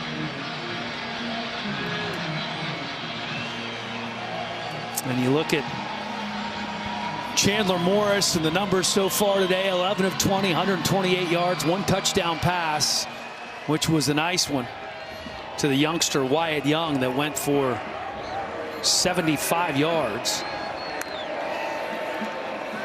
They're going to keep it on the ground with Evans, and he is swallowed up at the line of scrimmage. Amir Washington, first guy there. Great job by Washington just coming down the line of scrimmage. They miss a lot of guys on the edges. For Texas Tech, Bryce Ramirez involved as well. Quick here on 4th and 8. Into the end zone. Touchdown, North Texas. Aaron hauls it in. 2nd touchdown pass of the day for Chandler Morris. It goes for 15 yards. Aaron took a bit of a shot there at the end of it. Needs a little help coming off. They only rush 3, run a little loop, but Morris gets that ball out in between 3 Texas Tech defenders. He threads the needle. Morris gets that ball to Aaron. Good pass, good catch, especially with the contact after the fact. Look, he kind of got hit right on the ball. I feel like that might have been landing on the ball. Maybe got the wind knocked out of him. Hopefully nothing more serious than that. But it was the interception that set up the touchdown for North Texas. Big play from the defense, and Brian Nelson leads to a touchdown, 52-14. They're getting closer.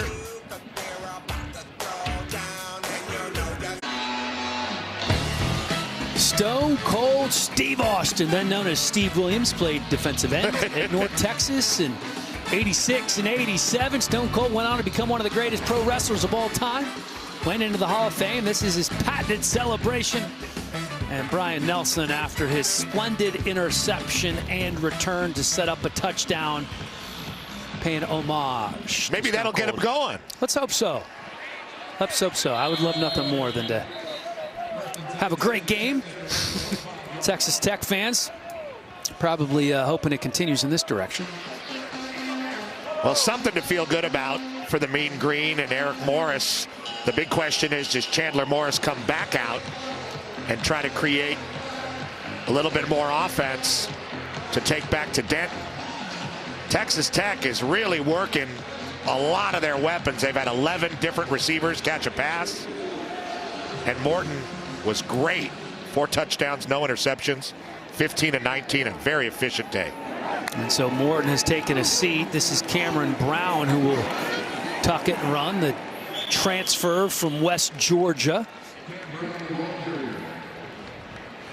It looked okay on the last drive, and then threw a pick that we just saw that led to the Stone Cold celebration and the touchdown. 2nd and 4.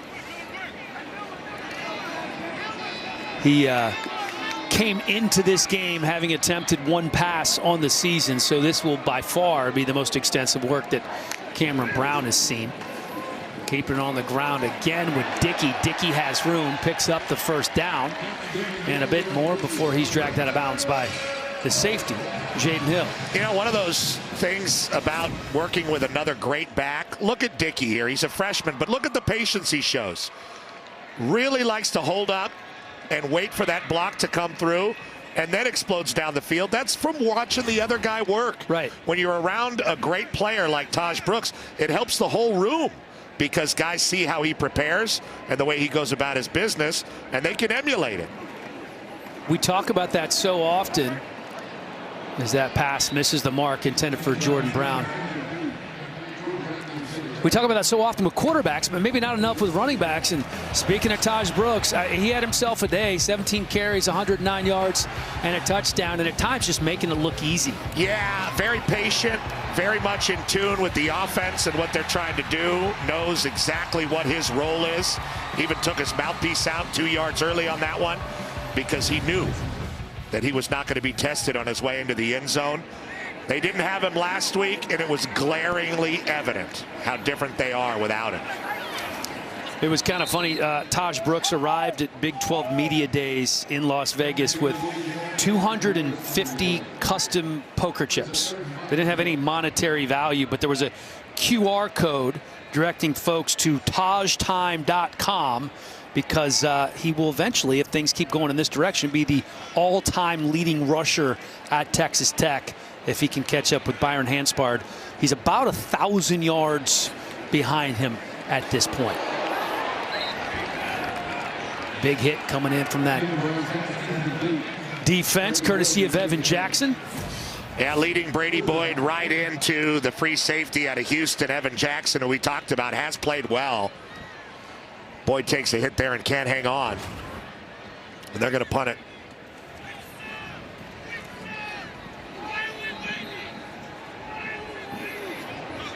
North Texas turning that interception into points.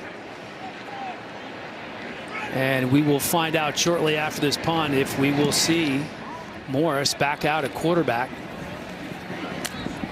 There has been a competition as DT Sheffield shakes a tackle or two, gets it out past the 15-yard line for the back out quarterback spot. But the Mean Green defense looking a little tough on this play. Let's see what the offense can do after this.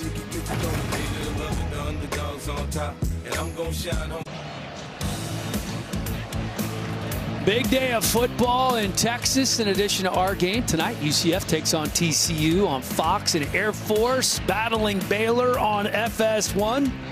Prayers up, hoping for tighter games than we have right now in Lubbock, at least for the broadcasters. Gotten a little loose, but Morris is back out there. He is. Going to give him another shot? Oh, no. I'd take him out right now. That's the third time we've seen a ball pop up in the air and almost be picked. The last two were picked. Mikel Dingle Jr. was in the area as Eric Morris has left Chandler Morris out there and wants to see more from this offense, wants to see them do better. Well, they did well when they got the ball with the short field last time. It was a touchdown pass for Chandler Morris. A little bit of a high snap here. Swings it. Quick pass to Miles Coleman. It's kind of a quick outside screen there to Coleman and well blocked. Nice job by Oscar Hammond, the tight end, coming out with a lead block. Oh, nice one-handed snag by Evans. He is met behind the line of scrimmage, but still tremendous effort. Good job by John Curry coming up and making the stop, but a really athletic play by a guy that they're happy to see get some action. Zach Evans, we were talking about, a player at Minnesota for 2 years who's been a little beat up, but they like his Power 4 experience. Yeah, got injured a bit in the spring, healed up and came back and performed well in the summer, and then got bitten by the injury bug again. But he was a kid. He was a freshman of the week once in the Big Ten with Minnesota. And that's Shane Porter, the Kansas State transfer from Friendswood, Texas, with the carry. Take the handoff to Porter again, taking a shot deep, wide open, unable to hold on. That was Blair Conright. Got him a little turned around out there. Morris is still out there slinging it. You see the combo route. Carnes cuts it short. Carnwright keeps going. And yeah, he had to turn a little bit, but the ball's right in both hands. Another drop for the Mean Green. Going to go for it on 4th and 7. Why not? They haven't converted a 3rd down yet. 0 for 9 in the game. Looking to convert on 4th. And Morris not going to be able to do so as he has to tuck it and run. And he's a bit slow to get up. I have a feeling this is going to be the last time that we're seeing him on the field tonight. Yeah, that's the last thing you want to see if you're Eric Morris. You go for it on 4th down, leave your quarterback out there, and then he runs it and gets hit while he's sliding. Not good. Still 52-14 here in Lubbock. Here's the slide and the contact back after this.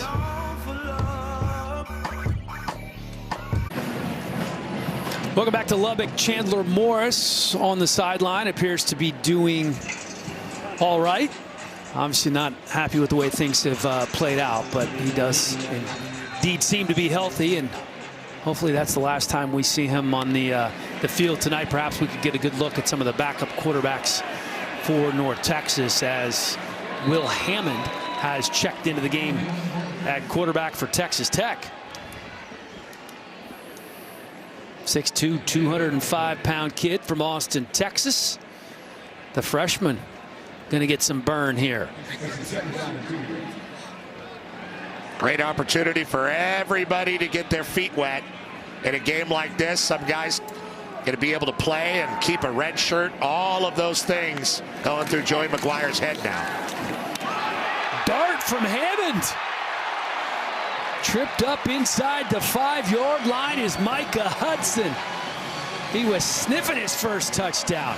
Great throw by the youngster. Yeah, but we say Baron Morton is the highest quarterback recruit in the history of Texas Tech. Well, Micah Hudson, as you said, is the highest recruit of any position in the history of Texas Tech. A 5-star guy that they want to get going, and they're happy to see that here at AT&T. Jacoby Williams, the true freshman, in at running back. So it has been a youth movement in the second half for Texas Tech. Hammond with time out of the back of the end zone.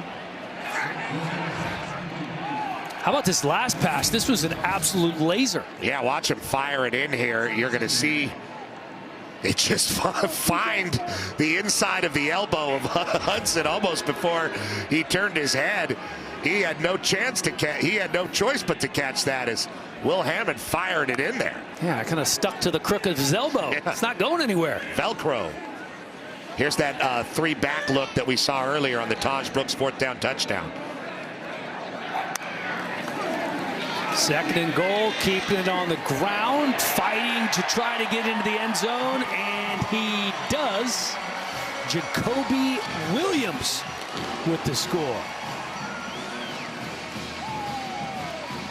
Yeah, they've gone at least 4 deep at running back. No Cameron Valdez as this one, as you mentioned, in the first half. Cameron Dickey, the freshman, and now Jacoby Williams getting some run as well, as Taj Brooks is enjoying it from the sideline in his first game back after last week's absence. Everybody getting a little run. That touchdown set up by the Hammond to Hudson connection. That went for a nice gain. You see they cross the blockers around, and Conyers can't even find a guy to block, as Jacoby Williams just kind of worms his way through all of those safeties and linebackers. That was the 2nd career catch for Hudson and the 1st career touchdown for Jacoby Williams. Going to be a lot of good feelings tonight in Lubbock. Well, they're going to have a lot of time to celebrate too, right, with the early kickoff at 11 a.m. They got their brisket. They got their Bloody Marys out of the way. Dollop of defense. They've had more than that. They have. I'd say they had a scoop. You know the difference between a dollop and a scoop? Yes, I grew up in a restaurant. Ah, okay.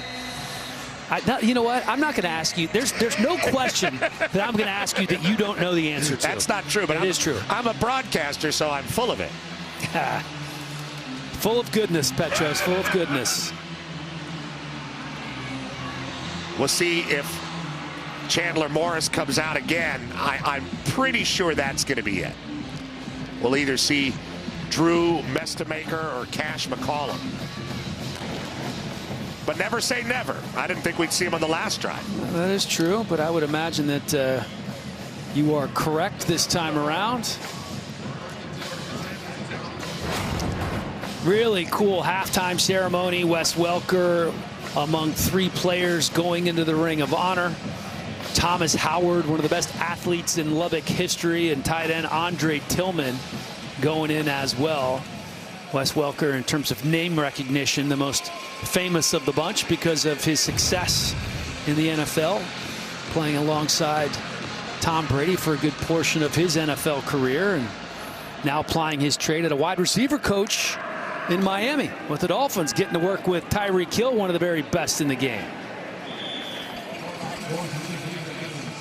And I think we were both wrong. Chandler Morris is back in the game. So I guess they want to work through a few things. That does seem to be the case. They went for it on the last 4th down in their own territory and ended up scrambling, and he kind of had a hard time getting off the field, but here he is again. 2nd and 10 for Chandler Morris. 3 receivers to the bottom of the screen. He's rolling to the left here, and he's going to settle for a 2-3 yard gain. It's going to bring up 3rd and long.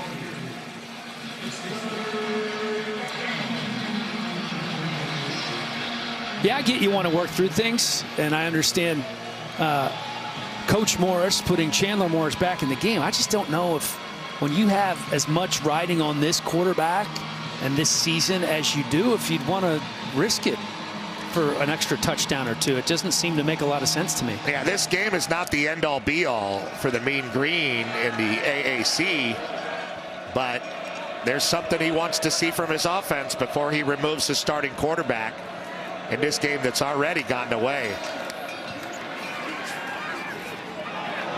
And over the head of the intended receiver, Wyatt Young. And he was lucky it was over his head because Jordan Sanford was coming in. He had a beat on him. Yeah, and you got to be really careful with some of these air raid offense on defense about where you target people and how, because Chandler Morris is a gunslinger, and he's not afraid to put it in there and put receivers at risk. That one, luckily, a little too high, and they're going to have to kick. Here comes Sawyer Evans, normally wearing number 41, wearing number 1 on this day. His 6th punt of the game. He's been a very busy man. Dre McCray deep for the Red Raiders. Takes a bounce, kind of goes backwards, and then gets down to the 32-yard line.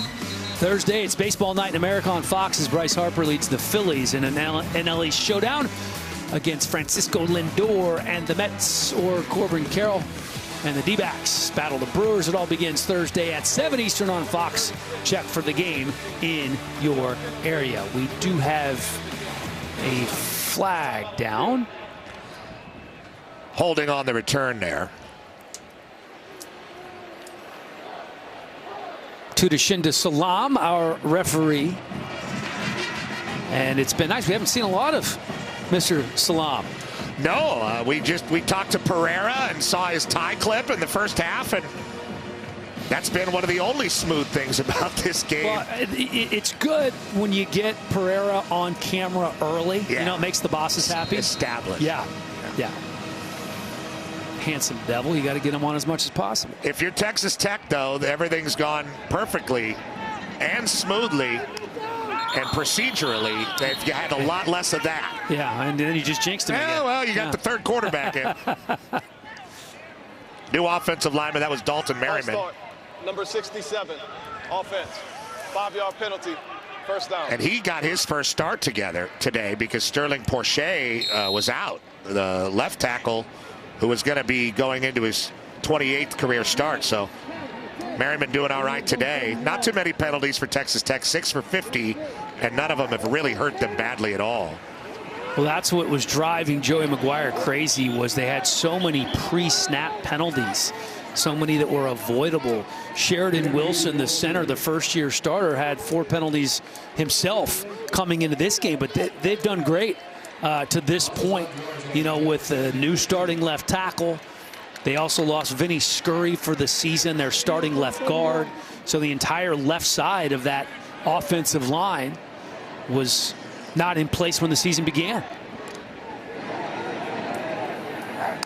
Again, Will Hammond, the third quarterback to play in this one for Texas Tech, does a nice job eluding the rush and then finding Cameron Dickey. That should have been a sack, and it's going to go in the books as a 2, maybe 3-yard gain. Yeah, he looks like a live body guy, doesn't he? And, you know, talking about last week, like you said, Wilson, the center, and some of the problems, it just felt like without Taj Brooks, the entire offense was pressing and trying to do too much, trying to be perfect, trying to get too many calls in from the center position when it was too late, throwing balls that were ill-advised for Barrett Morton. Now that they have Taj Brooks back, it feels like this, again, is one of the better offenses, if not one of the best in the country. 3rd and 13.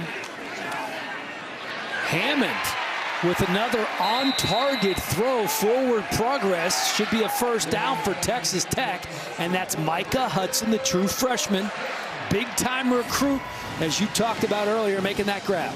Yeah, another opportunity for this young man to get a feel for it as they're going fast. Tempo. Tempo, tempo, tempo. Jacoby Williams on the carry. Williams scored that touchdown earlier. And this is the future, right? Guys like Williams, guys like Hudson, Hammond at quarterback.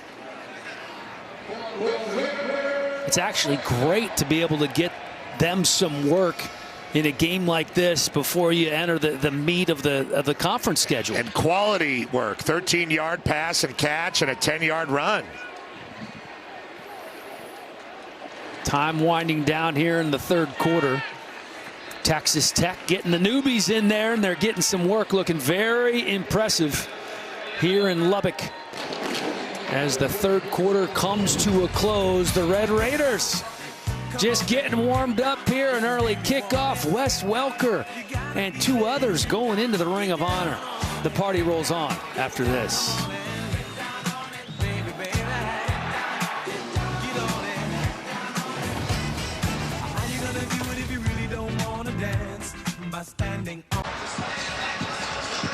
Scoring by quarter. If you took away the second, we'd have a ball game here, P. Yeah, that 35-point second quarter really put a hamper on the North Texas chances. Ooh, couple of nice moves and trying to do some housework. This is Cameron Dickey getting it inside the 20-yard line. I mean, you already have Brooks over 100 yards.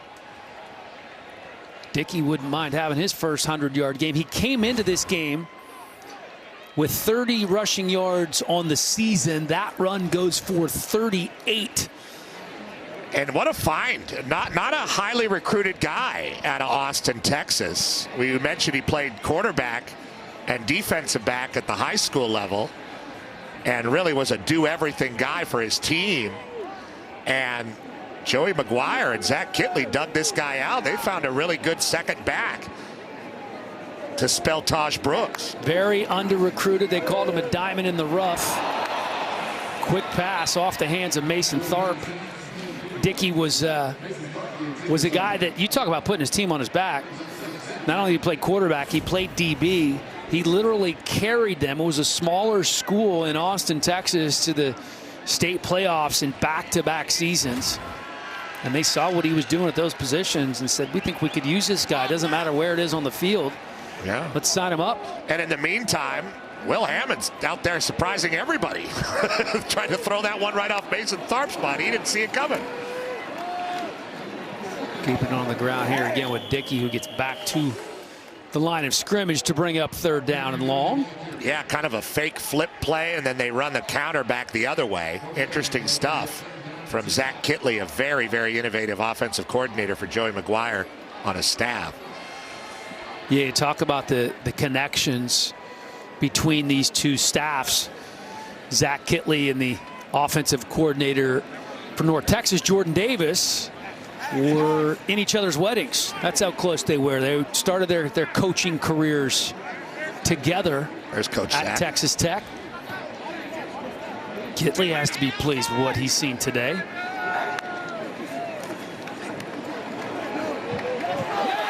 What a throw, threading the needle to Jalen Conyers is Will Hammond. And they've got both starting tight ends out there, Conyers and Tharp, and we've seen John Carlos Miller throughout the morning and afternoon. This guy knows how to put it in there, doesn't he? He's very accurate, much more accurate than Cameron Brown, who came out to start the third quarter. Will Hammond can sling it, and I like the way he moves in the pocket, too. He's a talented young kid from what I've seen thus far. Yeah, he looks alive. Going to keep it on the ground with the youngster in for the touchdown. And Texas Tech going to break the 60-point barrier as Cameron Dickey gets number 2. And he looks like he's had more of a rough go out there with all his hanging paraphernalia. Tapes coming off. And what a nice little debut for Will Hammond.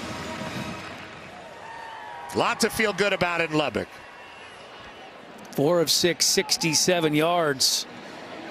And at least 2 of those 4 completions for Hammond have been absolute dart throws. 66 up on the board at this point for Texas Tech. Belt comes out again. You're right. You might need to get a new belt. That thing's being worn out. Hammond dropping bombs and Dickey punching it in.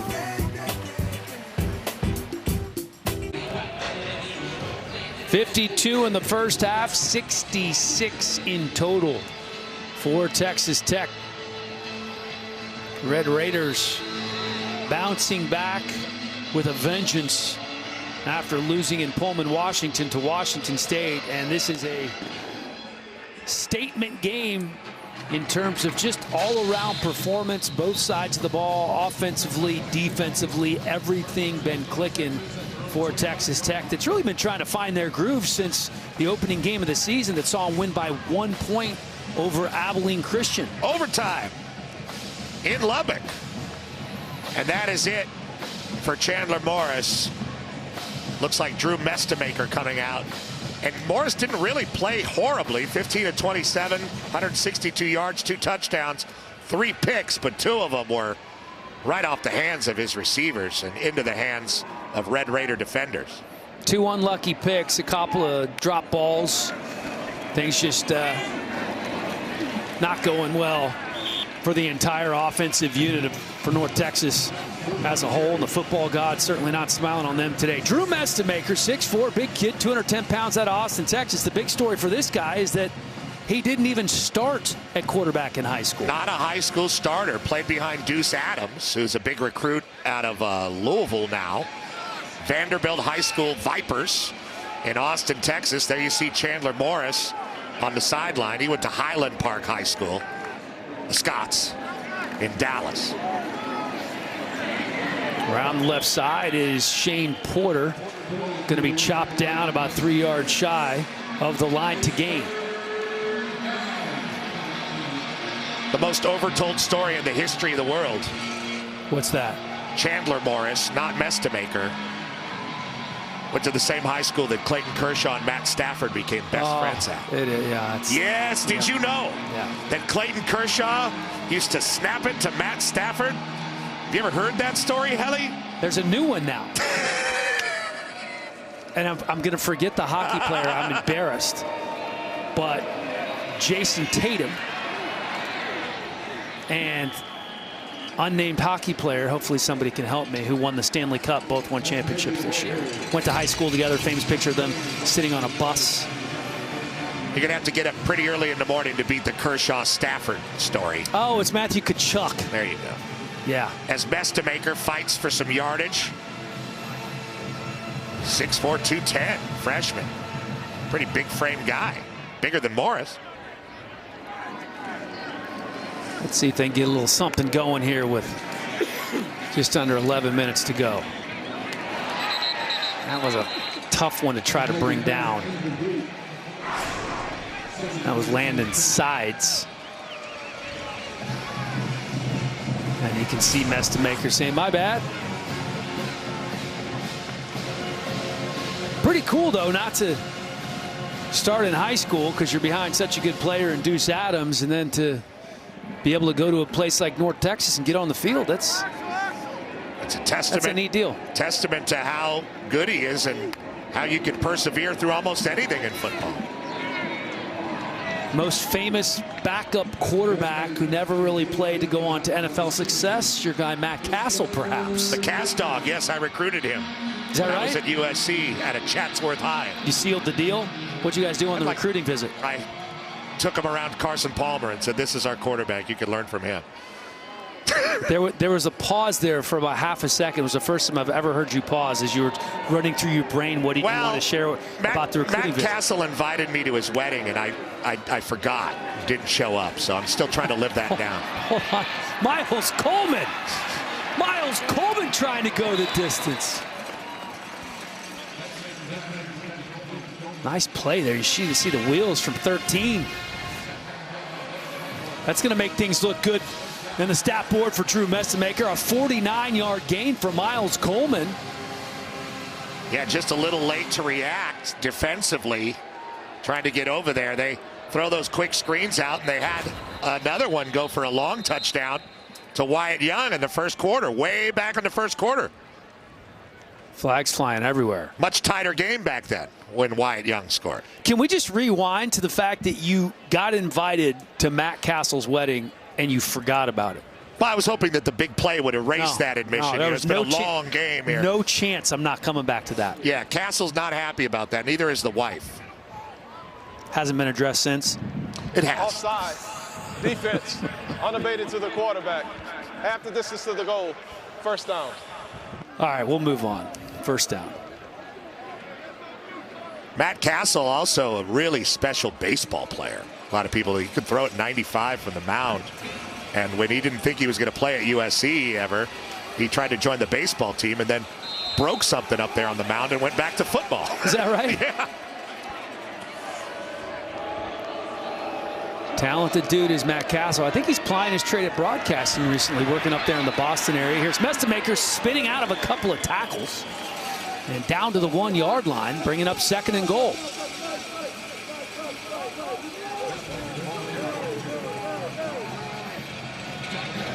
A lot of pace here.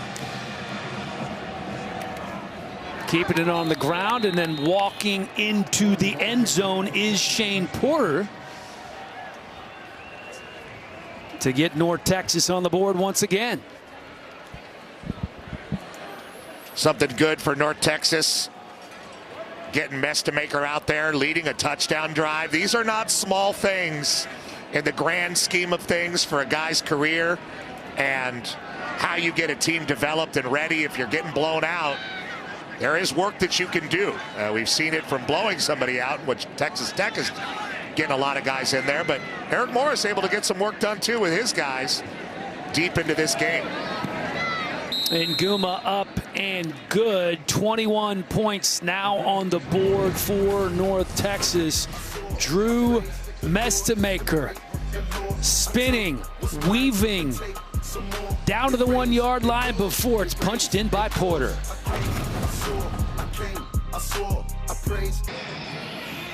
Time for a look at the hardest working players, sponsored by Liberty Mutual Insurance. Only pay for what you need. And this man was putting in the work today. 15 of 19, 264 yards, 5 total touchdowns, 4 touchdown passes, and that touchdown run for Baron Morton. He had himself quite a day at quarterback. And it was just a half. All in the first half. Came out with that Texas Tech equipment hat on. In the second half, it hasn't taken it off. That means he's in tight with the equipment guy. Yeah, you have the equipment hat that means that's good stuff. You're well liked. Oh, and it's important. If you want to get in good with somebody on the staff, it's besides the head coach and the OC, it's the equipment guy.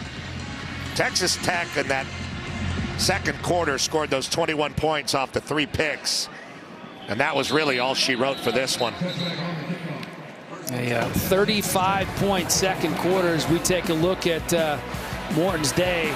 A lot of great moments and definitely got some help from some of his wide receivers, but he really made some tremendous throws, Petros. Yeah, he distributed too. Jordan Brown, Caleb Douglas, of course, Josh Kelly. Both tight ends we saw involved. Jalen Conyers with a touchdown there. And of course, Taj Brooks and his presence, which is what Coach McGuire told us, makes most of it possible. Behren Morton really bouncing back this week as we look at the young guy, Will Hammond, freshman who's been playing well, the third quarterback for the Red Raiders so far today. This by far the most impressive win of the season for Texas Tech. Get a chance to play all 3 quarterbacks, the first of a 3-game homestand. And this was a team that was picked in the preseason to finish right in the middle of the pack of the new 16-team Big 12, the new look 16-team Big 12. But I think most people think, it's wide open, Sure. I mean, really wide open. And I think they feel like they have a good shot at it with their personnel. Will Hammond with the quick look around and then decides to run it himself. Brings up 3rd and 6. You get a feeling that both teams kind of want to run a little clock here, but they get into a third situation, and these air raid offensive coaches can't help themselves. Got to throw the ball. They put it up. Coach McGuire has been working with that, massaging it for years since he's been here in Lubbock. With Zach Kittley, the air raid coordinator, but knowing how important defense is and having a great running back, trying to marry it all together. Well, that's going to be short of the stick, so they are likely going to punt it away here on 4th down.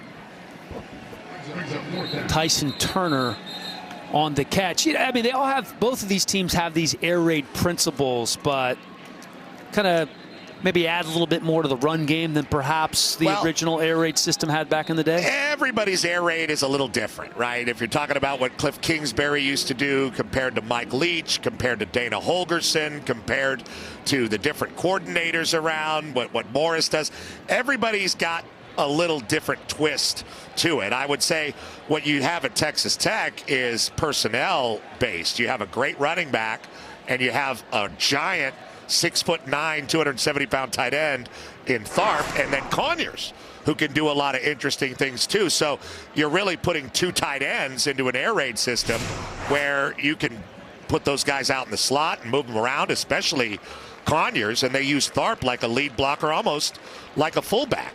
So they can do a lot of different things with their personnel. And I guess the word air raid, or the term, means a lot different things to different people when you say it, depending on who you played for. But it used to just be Leach, and now it's become a much different and more viney tree. Wow, they really cleared this place out, didn't they? They sure did. Well, in terms of coaching trees, I don't know if there are many that are spreading wider than Mike Leach's coaching tree at the college level. It is unbelievably impressive. Well, Mouse Davis, Hal Mummy, really kind of got started there. And then when Mike Leach was with Stoops in Oklahoma, that's when the roots of his system really took hold and came down here to Lubbock, and the rest is history. The birthplace, of course, here in Texas Tech, and then Leach plied his trade in Pullman at Washington State and then Mississippi State. He is certainly gone but not forgotten for all of those here in Lubbock, Texas. One of the great football minds and most unique people that you will ever or would ever have come across. As there's a flag down on the punt.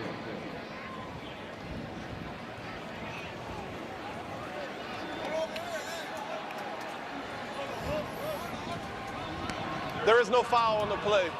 Timeout on the field. All right, things slowing down just a bit here in Lubbock. 66-21, back after this.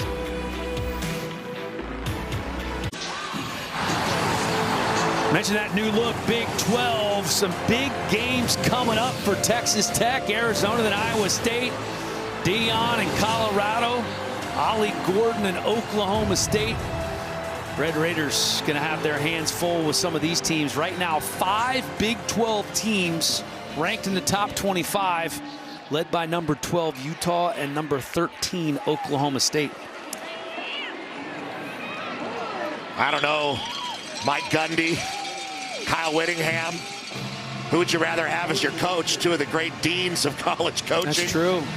And we saw Arizona last night. Brent Brennan, new to the league, and they got a little bit of an awakening in the Little Apple. Tough place to play. Kansas State looks great. Kansas took a loss last night.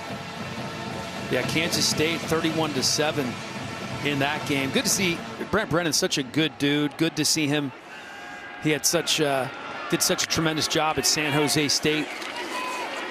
And of course, following in the footsteps of Jedd Fisch, who departed for Washington. Kind of a awkward departure there, depending on which side that you hear from, but they were able to land a really good coach in Brennan. And you know, you mentioned Whittingham and Gundy in Utah and Oklahoma, two of the very best in the business. Kind of contrasting personalities there between very those two, much. right? I mean, look at the coaching in this Big 12, this new machination of it. Matt Campbell up north at Ames, and what he's been able to do, how innovative he's been. They just beat Iowa a couple weeks ago. Yeah, Campbell's a guy that I didn't think was going to be there as long as he has been, but he sees something in Ames that he really likes. And one of his disciples, Matt Capone, came down to North Texas and has put in that 3-safety defensive look that's become so popular, that started there with Matt Campbell and Coach Haycock in Ames. Mackenzie Gill, number 38, checked in at running back. And here's Gill here, trying to turn the corner, can't quite do it. Picks up about half a yard, but we do have a flag down. Holding, number 74, offense, 10-yard penalty, second down.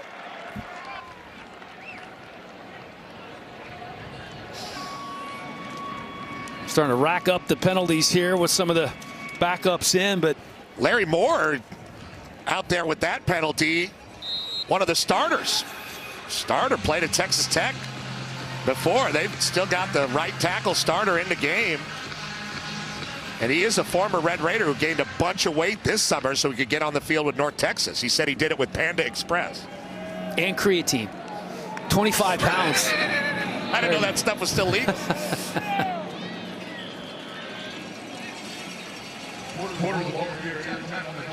Well, North Texas, they have Wyoming coming up and Tulsa at home. Definitely not an easy game. Wyoming really, the Cowboys. They're struggling though. They do not look the same. Oh, it is. First 2 games. And it is in Denton, Texas, as opposed to being at War Memorial Stadium, which is not an easy place to play in Laramie. Altitude there, very tough. Pressure coming. Mestemaker eludes. And how about the wheels for Mestemaker? Patience. Didn't look like he was feeling the rush at all. It didn't look like he saw the pressure coming behind him. But look, he does. He starts to move up. He felt it from Isaac Smith and then steps out of a tackle there. I like Mestemaker. Yeah, a little high step too. Watch this. Watch this. Whoop. Oh! Felt it. Mestemaker 2 of 3 for 56 yards.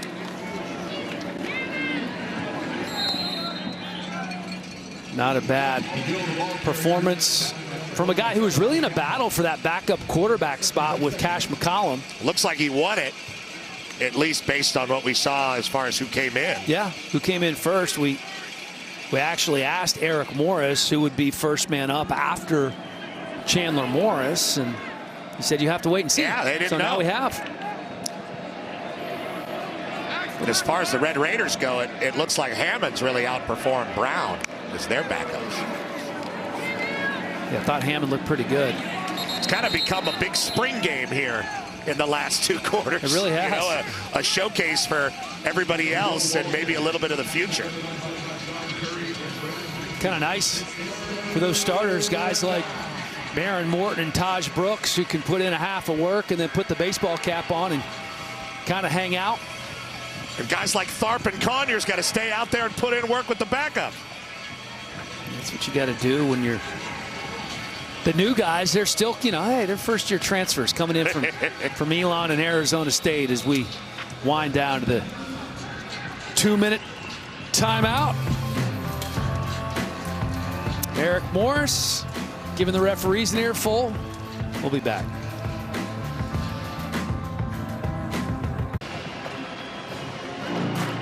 Friday night on Fox, it's Illinois and Nebraska in a prime time Big Ten clash. It all goes down Friday night at 8 Eastern on Fox. Kind of getting into this Friday night football thing, P. We got a couple of these games coming up. Can't you just see Bielema and Rule just hitting heads? Oh, yeah. Frothing at the like mouth. The Monday Night Football helmets. Breaking a couple of tackles is Mackenzie Gill. So Texas Tech, we talked about the upcoming schedule for North Texas. Texas Tech going to face Arizona State. They're different. And then Cincinnati. Arizona State under Coach Dillingham is dramatically different. Sam Levitt at quarterback, Scadaboo running the ball, revived defensively. They are not looking like the worst team in the Big 12 like they were picked preseason. You just had a feeling when Kenny Dillingham was hired, kind of going back home, that just that youthful enthusiasm and the way he was going to have the ability to recruit, that if he got the support in-house. So much stacked up against him. Right. You know, violations, a bowl ban. Not easy to coach football. Coach McGuire knows that. But Kenny, really, really impressive looking team this year. First couple weeks. Down to about the 4-yard line is Mackenzie Gill. College Football Extra, sponsored by Defender, will be coming up here in just a few minutes with Mike and Acho, Coach Peterson, all in studio. Well, they're glued to this one. I don't think they've taken their eyes off. No. Yeah. They're ready to take over. They always are. A little bit of a high snap into the end zone. Mestamaker trying to hit Blair Conright, but it looked like he got interfered with, Petros. Interference, number 2, defense. The foul occurred in the end zone. The ball will be placed at the 2-yard line. Automatic first down. North Texas wants one more taste of this Lubbock end zone before they head back to Denton. And yeah, never got the hands off Conright. Did Peoples. Coming in with some heat, Michael Dingle Jr. He's not done playing just yet. No, I remember him last year. He can run around and make plays. They've developed some depth. They have youth, but Tim DeRuyter's defense has developed some depth. The only place they don't have depth is on the edges, and they've been okay there today.